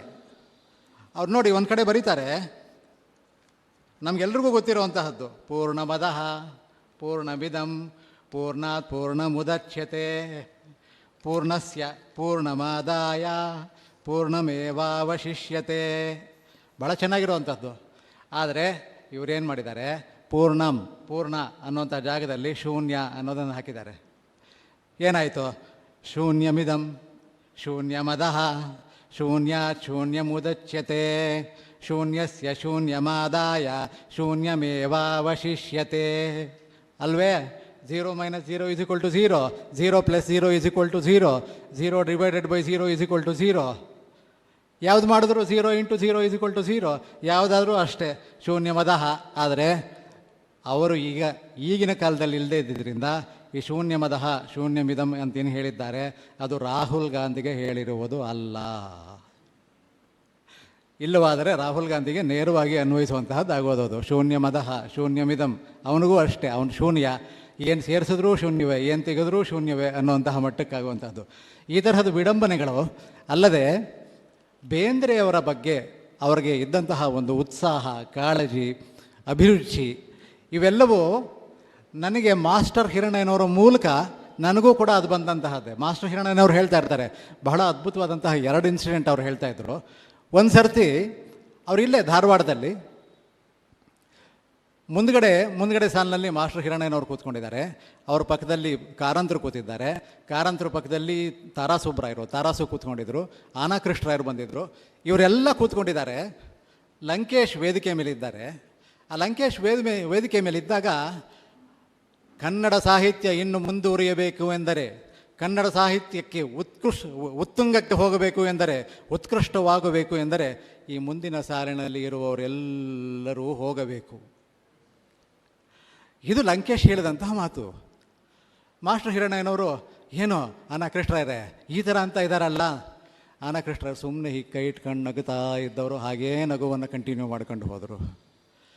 ತಾರಾಸುಬ್ರಾಯರೇ ಏನು ಈ ಥರ ಮಾಡ್ತಾ ಇದ್ದೀರಾ, ಅವ್ರಂತ ಇದ್ರು ಸುಮ್ಮನೆ ಇದ್ದೀರಲ್ಲ ಅಂದರೆ, ಸುಮ್ಮನಿರ ಇರಲಿ ಇನ್ನು ಮುಂದೇನು ಹೇಳ್ತಾನೆ ಕೇಳಿಸ್ಕೊಳ್ಳೋಣ ಸುಮ್ಮನಿರ ಅಂತವರು. ಕಾರಂತರೆ ಅಂದರೆ ಏನೋ ಮೂಡ ಮಾತಾಡ್ದ ಬಿಡೋ ಅಂತ ಕಾರಂತರ ಅಂದರು. ಬೇಂದ್ರೆ ಕಡೆ ತಿರುಗಿ ನೋಡ್ಬಿಟ್ಟು ಅಜ್ಜ ಅನ್ನಬೇಕು. ಅಷ್ಟರೊಳಗೆ ಬೇಂದ್ರೆಯವರು ತಮ್ಮ ಕಚ್ಚೆಯನ್ನು ಭದ್ರವಾಗಿ ಕಟ್ಟಿಕೊಂಡು ಸೀದಾ ವೇದಿಕೆಗೆ ಬಂದು ವೇದಿಕೆಯಲ್ಲಿದ್ದಂತಹ ಲಂಕೇಶ್ ಅವರ ಕೈಯಿಂದ ಮೈಕ್ ಕಿತ್ಕೊಂಡು, ಜಾಣ ಜಾಣ ಮಾತಾಡಿದ್ರೆ ಲೋಕಕ್ಕೆ ಉಪಯೋಗ ಆಗ್ತದ, ಕ್ವಾಣ ಮಾತಾಡಿದ್ರೆ ಲೋಕಕ್ಕೆ ಮೋಜ್ ಅನ್ನಿಸ್ತದ, ಜಾಣ ಕ್ವಾಣ ಮಾತಾಡಿದ್ರೆ ಲೋಕ ಜಾಣರ ಮುಖಕ್ಕೆ ಹೋಗಿತದ, ನಡ್ರಲ್ಲೇ ಹೋಗೋಣ ಅಂತ ಹೇಳಿ ಅಷ್ಟು ಜನರನ್ನು ಕರ್ಕೊಂಡು ಹೋಗಿದ್ದಂತಹದ್ದು ಬೇಂದ್ರೆ. ಇಂತಹ ತಾಕತ್ತಿದ್ದಂತಹ ಬೇಂದ್ರೆ ಅಂತಹ ತಾಕತ್ತು ಮತ್ತೊಮ್ಮೆ ಕಂಡಂತಹದ್ದು ಬೇರೆ ರೀತಿಯಲ್ಲಿ ಮಾಸ್ಟರ್ ಹಿರಣ್ಣಯ್ಯನವ್ರನ್ನ ತಿದ್ದಿದಂತಹ ರೀತಿ. ಯಾವ ಮಟ್ಟದಲ್ಲಿ ಒಂದು ನಾಟಕ ನಡೀತಾ ಇತ್ತು. ಎಗೇನ್ ಅಲ್ಲೇ ಧಾರವಾಡದಿಂದ ಸ್ವಲ್ಪ ದೂರದಲ್ಲಿ ಕ್ಯಾಂಪ್ ಹಾಕಿದ್ರು. ನಾಟಕ ನಡೀತಾ ಇತ್ತು, ಹುಬ್ಬಳ್ಳಿಯಲ್ಲಿ ಕ್ಯಾಂಪು. ನಾಟಕ ನಡೀತಾ ಇತ್ತು. ಪ್ರತಿ ದಿವಸನೂ ಮಾಸ್ಟರ್ ಹಿರಣ್ಣಯ್ಯನವರ ನಾಟಕದಲ್ಲಿ ಗಲಾಟೆ. ಪ್ರತಿ ದಿವಸ ಅವ್ರ ನಾಟಕದಲ್ಲಿ ಹೇಳೋರು, ಇಂತಹ ಜನಗಳನ್ನೆಲ್ಲ ಆರಿಸಿದ್ದೀರಲ್ಲ ನೀವು ಅಯೋಗ್ಯರು, ನೀವು ಅಯೋಗ್ಯರು ಅಂತ ಅನ್ನೋರು. ಅವ್ರು ಯಾರೋ ಎದ್ದು ನಿಂತ್ಕೊಂಡು ಏನು ನಮ್ಮನ್ನೇನು ಅಯೋಗ್ಯ ಅನ್ನೋದು ನೀನು ಮಹಾಸಾಚನ ಅಂದ್ಕೊಂಡು ಅವ್ರು ಶುರು ಮಾಡುವಂಥದ್ದು. ಇದೇ ಪ್ರತಿ ದಿವಸ ನಡೀತಾ ಇತ್ತು. ಆ 125ನೇ ಶೋ ಹುಬ್ಬಳ್ಳಿಯಲ್ಲಿ ಬೇಂದ್ರೆಯವರನ್ನು ಕರೆದಿದ್ದಾರೆ. ನೀವೇ ಚೀಫ್ ಗೆಸ್ಟ್ ಆಗಬೇಕು ಅಂತ ಕರೆದಿದ್ದಾರೆ. ಬೇಂದ್ರೆ ಮನೆಗೆ ಹೋಗಿ ಕರ್ಕೊಂಬಂದು ಕೂಡಿಸಿದ್ದಾರೆ. ಬೇಂದ್ರೆ ಅವರು ಬಹಳ ಆಸಕ್ತಿಯಿಂದ ಮೊದಲಿನಿಂದ ಕೊನೆಯವರೆಗೂ ಎಲ್ಲ ನಾಟಕ ನೋಡಿ, ಮಾಸ್ಟರ್ ಹಿರಣ್ಣಯ್ಯ ನರಸಿಂಹಮೂರ್ತಿ ನೀನೇ ನನ್ನ ಮನೆಗೆ ಬಿಡಬೇಕಣ್ಣ ಅಂದರು. ಆಯಿತು ಅಜ್ಜ ಬಿಡ್ತೀನಿ ಅಂತ ಇವ್ರು ಕರ್ಕೊಂಡು ಹೋದರು. ಆ ಸಾಧನಕೇರಿ ಹತ್ತಿರ ಹೋಗಬೇಕಾದ್ರೆ ಇನ್ನೊಂದು ಸ್ವಲ್ಪ ದೂರದಲ್ಲಿ ಕಾರನ್ನು ನಿಲ್ಲಿಸ್ಬಿಟ್ಟು, ತಮ್ಮ ನಿಂತಾವು ಸ್ವಲ್ಪ ಮಾತಾಡಬೇಕಾಗಿದೆ ಕಣ, ಹೇಳಿ ಅಜ್ಜ ಅಂದರೆ. ದಿನ ಈ ಥರದ ಗಲಾಟೆ ಆಗತ್ತೇನೋ? ಪುಂಡ್ರು ಪೋಖ್ರಿಗಳು ಅವರು ಇವರು ಬರ್ತಾರೆ, ಗಲಾಟೆ ಆಗತ್ತೆ ಅಜ್ಜ ಅಂದರೆ. ಅಲ್ಲ, ಪುಂಡ್ರು ಪೋಖ್ರಿಗಳು ಬರ್ತಾರೆ ಅಂತ ಅದೇನೋ ಸರಿ, ಆದರೆ ನೀನು ಹೇಳ್ತಾ ಇದ್ಯಲ್ಲ ನೀವು ಮಾಡಿದ್ದು ಅಂತ. ಅವರೊಬ್ಬರೇನೋ ಮಾಡಿದ್ದು, ಮತ್ತು ಅವರೇ ಅಲ್ವಾ ಓಟ್ ಹಾಕಿದ್ದು. ಹೌದು, ನಿನ್ನೊಂದು ಪ್ರಶ್ನೆ ಕೇಳಬೇಕಾಗಿದೆ ನರಸಿಂಹಮೂರ್ತಿ. ನೀನು ನಾಟಕ ಎಷ್ಟೊತ್ತರೆಗೆ ಮಾಡ್ತೀಯಪ್ಪ? ಅಚ್ಚಾ, ನಮ್ಮದು ನಾಟಕ 2 ಶೋ ಇರ್ತದೆ. ಸಾಯಂಕಾಲ 6ರಿಂದ 10 ಇರ್ತದೆ. ಮತ್ತು 10 ಗಂಟೆಯಿಂದ ಮಧ್ಯರಾತ್ರಿ ದಾಟ್ಕೊಂಡವ್ರಿಗೂ ಇನ್ನೊಂದು ಶೋ ಇರ್ತದೆ. 2 ಶೋ ಇರ್ತದೆ.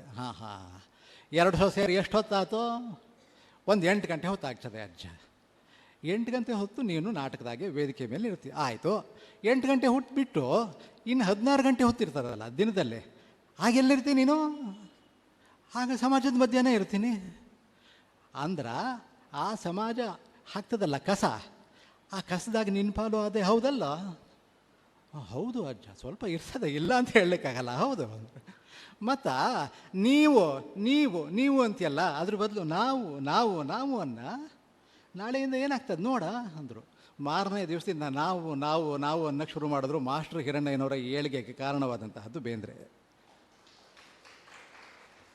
ಇಂತಹ ಬೇಂದ್ರೆಯನ್ನು ಹತ್ತಿರದಿಂದ ಕಂಡು ಇಂತಹ ಬೇಂದ್ರೆಯ ವಿಚಾರಗಳನ್ನು, ಕವನಗಳನ್ನು ವಿಮರ್ಶೆ ಮಾಡುವಂತಹ ತಾಕತ್ತಿರುವಂತಹ ಒಂದು ವ್ಯಕ್ತಿಯ ಪುಸ್ತಕವನ್ನು ಅಲ್ಲದೆ ಇನ್ನು ಯಾವ ಪುಸ್ತಕವನ್ನು ಮಾಡಬೇಕ್ರಿ ನಾವು ಬಿಡುಗಡೆ ಮಾಡಬೇಕಾದ್ರೆ, ಪ್ರಕಾಶನ ಮಾಡಬೇಕಾದ್ರೆ? ಮತ್ತು ಅವರ ಕವನಗಳಲ್ಲಿ ನೋಡಿ ಎಷ್ಟು ಲಾಲಿತ್ಯ ಇರುತ್ತೆ ನೋಡಿ. ಹಾಲು ಜೇನು ಬರಿ ಖೋವಾ ಚಾಕ್ಲೇಟು,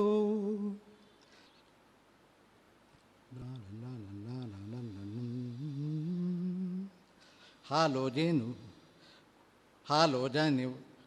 ಜೇನು ಬರಿ khoa chocolate ಕಿತ್ತೋಳೆಗಳು, bread buns omelette ಸಲಾಡ್ಗಳ ಕೋಟೆ ಕೊತ್ತಲಗಳು, ಹಲ್ವಾ ಬೆಣ್ಣೆ ಬಿಸ್ಕತ್ ಕೇಕು ಐಸ್ ಕ್ರೀಮ್ ಖಂಡಿ ಬಂಡಿ, ಚೆಲ್ವ ಸೋಡಾ ಶರ್ಬತ್ ವಿಸ್ಕಿ ಚಹಾ ಕಾಫಿ ತಿಂಡಿ ಬಂಡಿ. ಈ ರೀತಿಯಲ್ಲಿ ನೀವು ಲಯವನ್ನು ತಗೊಂಡು ಹೋಗ್ತಾ ಇದ್ದರೆ ಎಲ್ಲಿವರೆಗೂ ಬೇಕಾದರೆ ಮುಟ್ಟಿಸುವಂತಹ ತಾಕತ್ತಿದ್ದಂತಹ ಕವನಗಳು ಬೇಕಾದಷ್ಟಿವೆ. ಆ ವಿಡಂಬನೆಯನ್ನು ತಗೊಳ್ಳುವಂತಹ ತಾಕತ್ತಿರುವಂತಹ ಬೇಕಾದಷ್ಟು ಕವನಗಳಿವೆ.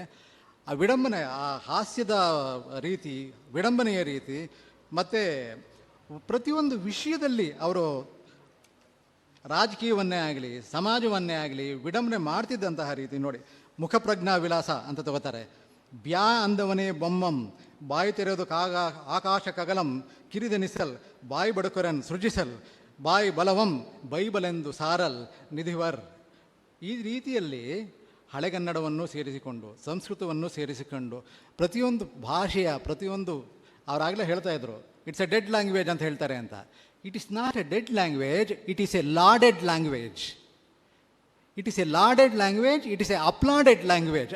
ಅಪ್ಲಾಡೆಡ್ ಲಾಡೆಡ್ ಅನ್ನೋದು ಹೋಗ್ಬಿಟ್ಟು ಡೆಡ್ ಅನ್ನೋದು ಮಾತ್ರ ಉಳ್ಕೊಂಡಿದೆ ಅಷ್ಟೇ. ಎಷ್ಟೋ ಸರ್ತಿ ನಮ್ಮ ಭಾಷೆಯಲ್ಲಿ ಹುಚ್ಚುರಾಯ ಅಂತ ಒಂದು ಪದ ಬರುತ್ತೆ. ಹುಚ್ಚುರಾಯ ಅಂತ ಹೆಸರು ಇಟ್ಕೊಂಡಿದ್ದಾನೆ ಕಣ ಅವನು. ನಾ ಪ್ರೊಫೆಸರ್ ಅರಾಮಿತ್ರ ಅವರು ಈ ಪ್ರತಿಯೊಂದು ಪುಸ್ತಕವನ್ನು ಬಿ ಎಚ್ ಶ್ರೀಧರ ಪ್ರತಿಯೊಂದು ಪುಸ್ತಕವನ್ನು ಬಹಳ ಆದರದಿಂದ ಸ್ವೀಕರಿಸಿರುವಂಥವ್ರು. ಅವ್ರ ಹತ್ರ ಕೂತ್ಕೊಂಡು ಮಾತಾಡ್ತಾ ಇದ್ದೆ, ಈ ಹುಚ್ಚುರಾಯ ಅಂತಾರಲ್ಲ, ಯಾತಕ್ಕೆ ಆ ಥರ ಹುಚ್ಚುರಾಯ ಅಂತಾರೆ, ಅವ್ರಿಗೇನು ಹುಚ್ಚಿಡ್ದಿರತ್ತಾ ಅಂದೆ. ಇಲ್ಲಪ್ಪ, ಹಳೆಗನ್ನಡ ಹೊಸಗನ್ನಡ ಎಲ್ಲ ಬಂದು ಈ ಥರ ಹಾಳಾಗಿರುವಂಥದ್ದು ಅಷ್ಟೇ. ಆ ಹಳೆಗನ್ನಡದಿಂದ ಹೊಸಗನ್ನಡಕ್ಕೆ ಆಗುವಂತಹ ಒಂದು ಟ್ರಾನ್ಸಿಷನ್ ಪೀರಿಯಡ್ ಇರುತ್ತಲ್ಲ, ಅದರಲ್ಲಿ ಈ ಥರ ಆಗಿದೆ ಅದು. ಹಾಗಾದರೆ ಹುಚ್ಚುರಾಯ ಅನ್ನೋದು ಮೊದಲನೇದೇನಾಗಿದ್ದ ಅಂದರೆ, ಹುಚ್ಚುರಾಯ ಅನ್ನೋದು ಮೊದಲು ಇದ್ದಂತಹದ್ದು ಪುಚ್ಛರಾಯ ಅಂತ. ಪುಚ್ಛರಾಯ ಅನ್ನೋದಕ್ಕೂ ಹಿಂದೆ ಇದ್ದಂಥದ್ದು ಪೃಚ್ಛರಾಯ ಅಂತ. ಪೃಚ್ಛರಾಯ ಅಂತಂದರೆ ಹನುಮಂತ ಪೃಚ್ಛರಾಯ ಆಗಿದ್ದವನು ಪುಚ್ಛರಾಯ ಆಗಿ ಇವ್ರ ಕೈಗೆ ಸಿಕ್ಬಿಟ್ಟು ಹುಚ್ಚುರಾಯ ಆಗಿದ್ದಾನೆ ಅಷ್ಟೇ ಅನ್ನೋಂಥದ್ದು. ಈ ತರಹದ ಹಳೆಗನ್ನಡ ಹೊಸಗನ್ನಡ ಸಂಸ್ಕೃತಗಳ ಒಂದು ಲೇಪ ಇರುತ್ತಲ್ಲ. ಈ ನಾನೊಂದು ಕಡೆ ಬರೆದಿದ್ದೆ, ಎಲ್ಲರೂ ಕೇಳಿರೋವಂತಹದ್ದು, ಕಲ್ಯಾಣಾದ್ಭುತ ಗಾತ್ರಾಯ ಕಾಮಿತಾರ್ಥ ಪ್ರದಾಯನೇ. ಇದೆಲ್ರಿಗೂ ಗೊತ್ತಿರೋದು. ಆದರೆ ನಮ್ಮಲ್ಲಿ ಸನ್ಮಾನಗಳನ್ನು ಪಡೆಯಬೇಕಾದ್ರೆ ಏನು ಮಾಡ್ತಾರೆ? ಸನ್ಮಾನಾದ್ಭುತ ಗಾತ್ರಾಯ ಕಾಮಿತಾರ್ಥ ಪ್ರದಾಯನೇ ವಿದ್ಯಾಹೀನ ವಿವೇಕಶ್ಚ ಶ್ರೀವಿಲಾಸಾಯತೆ ನಮಃ.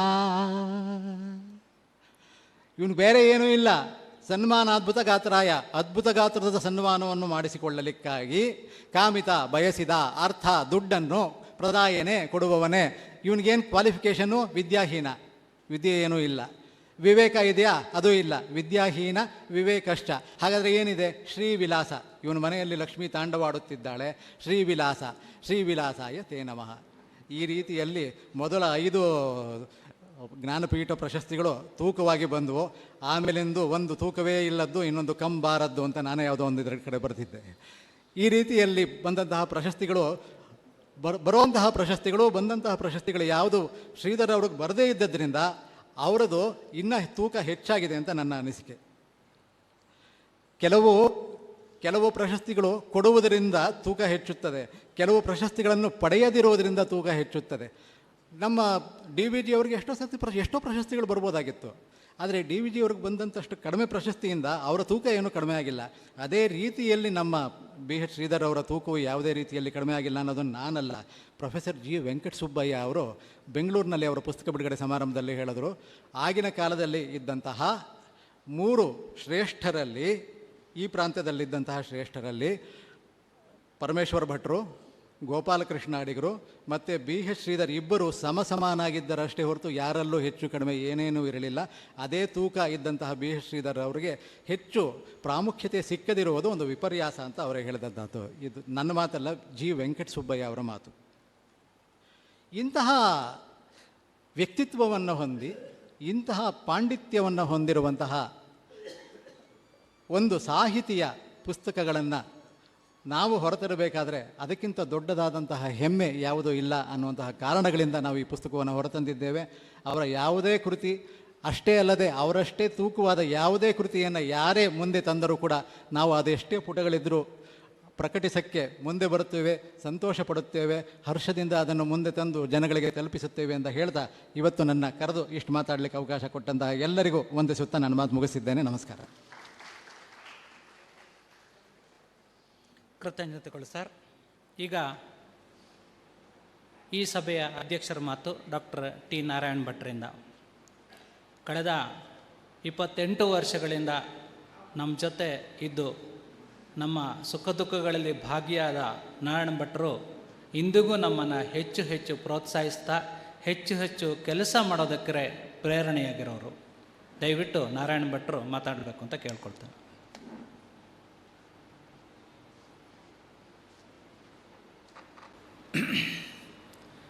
ಬಿ ಎಸ್ ಶ್ರೀಧರ ಸಾಹಿತ್ಯ ಪ್ರಶಸ್ತಿ ಸಮಿತಿಯಿಂದ ಇವತ್ತು ನಾವು ಬಿ ಎಸ್ ಶ್ರೀಧರರ ಸ್ಮರಣೆಯನ್ನು ಮಾಡ್ತಾ ಇದ್ದೇವೆ. ಈ ಒಂದು ಸಮಾರಂಭದಲ್ಲಿ ಉಪಸ್ಥಿತರಿರುವಂಥ ಈಗಾಗಲೇ ಬಿ ಎಸ್ ಶ್ರೀಧರರ ಸ್ಮರಣಾರ್ಥವಾಗಿ ತಮ್ಮನ್ನೆಲ್ಲ ಉದ್ದೇಶಿಸಿ ಮಾತನಾಡಿದಂಥ ಶ್ರೀಯುತ ಆರ್ ಡಿ ಹೆಗ್ಡೆ ಆಲ್ಮನೆಯವರೇ, ಶ್ರೀಯುತ ಎನ್ ರಾಮನಾಥರವರೇ ಮತ್ತು ನಮ್ಮವರೇ ಆದ ಜಿ ಎಮ್ ಹೆಗ್ಡೆ ತಾರಗೋಡು ಇವರು ಚಿತ್ರಿಸಿದಂಥ ಬಿ ಎಸ್ ಶ್ರೀಧರರ ಭಾವಚಿತ್ರವನ್ನು ಅನಾವರಣಗೊಳಿಸಿ ನಮ್ಮನ್ನು ಉದ್ದೇಶಿಸಿ ಮಾತನಾಡಿದಂಥ ಶ್ರೀಯುತ ಶ್ಯಾಮ್ ಸುಂದರ್ ಬಿದ್ರಕುಂದಿಯವರೇ ಮತ್ತು ಎಲ್ಲ ಪತ್ರಕರ್ತ ಮಿತ್ರರೇ, ಆಹ್ವಾನಿತರೇ, ಸನ್ಮಿತ್ರರೇ,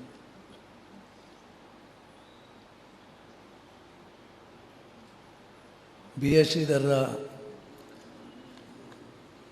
ಒಡನಾಟ ಕೆಲವೇ ವರ್ಷಗಳು ನನಗೆ ಅನುಭವ ಆಗಿದ್ದರೂ ಕೂಡ ಆಗಲೇ ನಾನು ಅವರಿಂದ ಭಾಳ ಪ್ರಭಾವಿತನಾಗಿದ್ದೆ.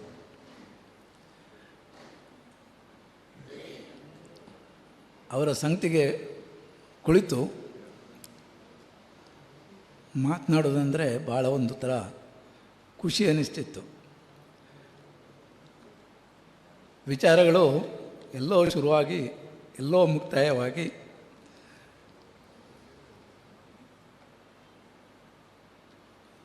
ಕಡೆಗೆ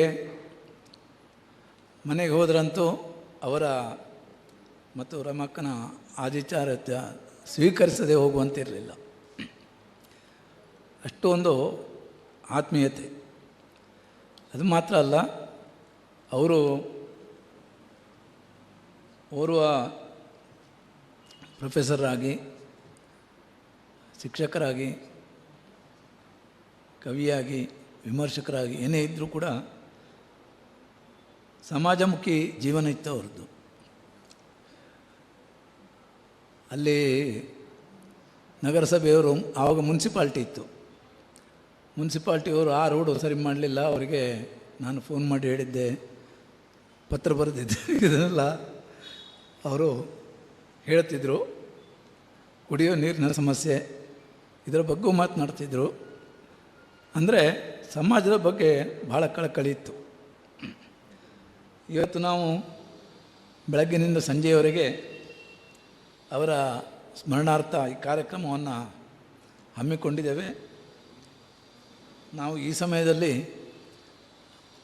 ಅವರ ಸುಪುತ್ರ ನಿಜವಾಗಿ ಭಾಳ ಖುಷಿ ಅನ್ನಿಸ್ತದೆ.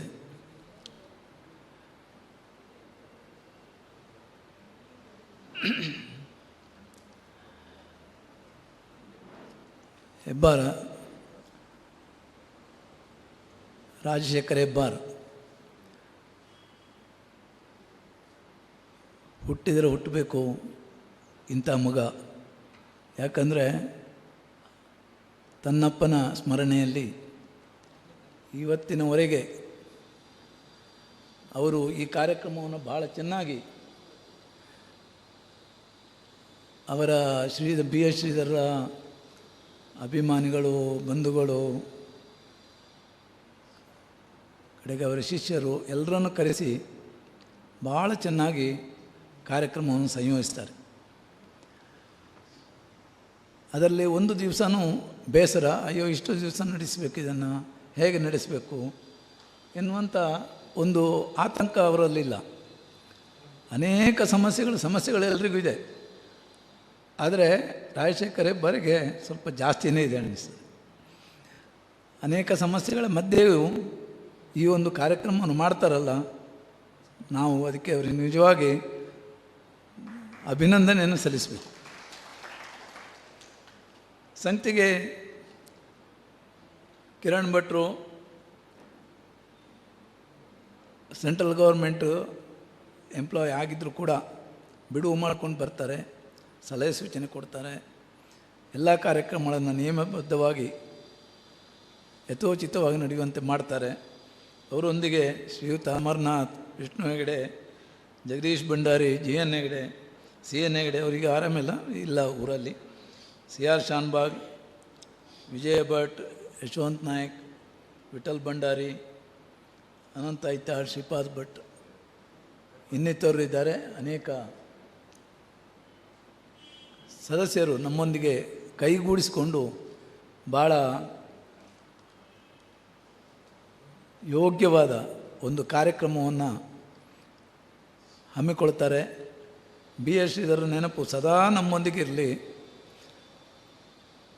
ಅವರ ಮಾರ್ಗದರ್ಶನ ನಮಗೆ ಒಂದು ದಾರಿದೀಪವಾಗಲಿ ಅನ್ನುವಂತ ಹೇಳ್ತಾ, ಇವತ್ತು ಸಂಜೆಗೂ ಕಾರ್ಯಕ್ರಮ ಮುಂದುವರಿಯುತ್ತದೆ. 3:30ಗೆ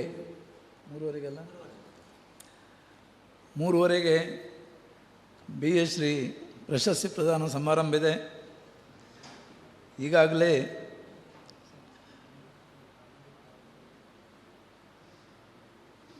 ಪ್ರಶಸ್ತಿಗೆ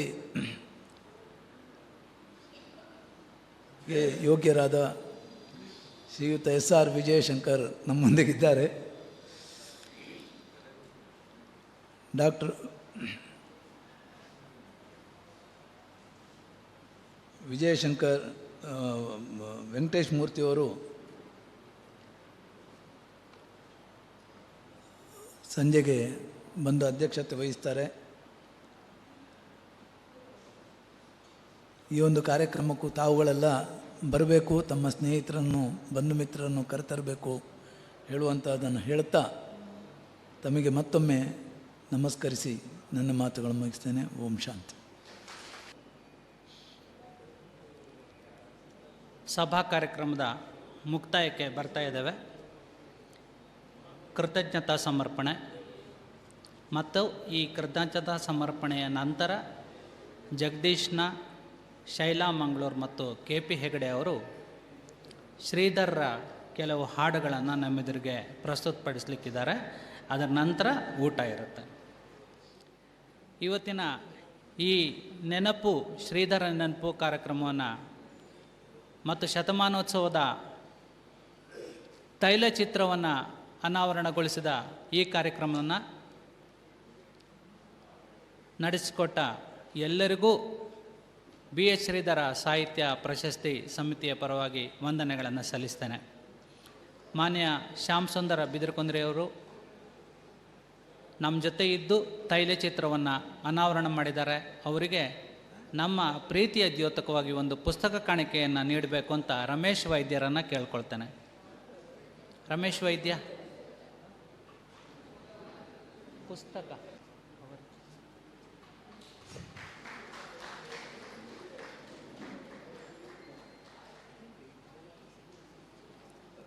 ಶ್ರೀಧರ್ ಕುರಿತು ಮಾತನಾಡಿದ RD ಹೆಗಡೆ ಅಲ್ಮನಿ ಅವರಿಗೆ ಶ್ರೀಮತಿ ವಿಜಯ ಅವರು ಪುಸ್ತಕ ಕಾಣಿಕೆಯನ್ನು ಕೊಡಬೇಕು ಅಂತ ಕೇಳ್ಕೊಳ್ತಾರೆ.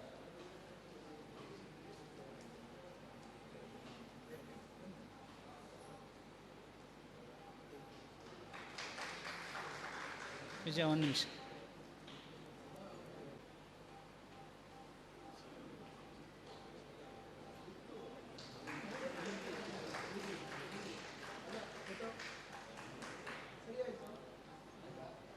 ನಮ್ಮ ಅಧ್ಯಕ್ಷರು ಡಾಕ್ಟರ್ ನಾರಾಯಣ್ ಭಟ್ ಅವರಿಗೆ ಸಾವಿತ್ರಿ ಅವರು ಪುಸ್ತಕ ಕಾಣಿಕೆಯನ್ನು ಕೊಡಬೇಕು ಅಂತ ಕೇಳ್ಕೊಳ್ತಾರೆ.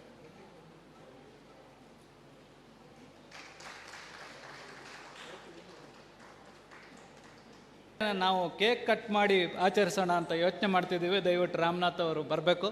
ಇಂದುಶ್ರೀ ಅವರು ದಯವಿಟ್ಟು ಸಹಕರಿಸಬೇಕು ಅಂತ ಕೇಳ್ಕೊಳ್ತೇವೆ. ಕೇಕ್ ತನ್ನಿ ಸರ್, ಫಾಸ್ಟ್, ವೆರಿ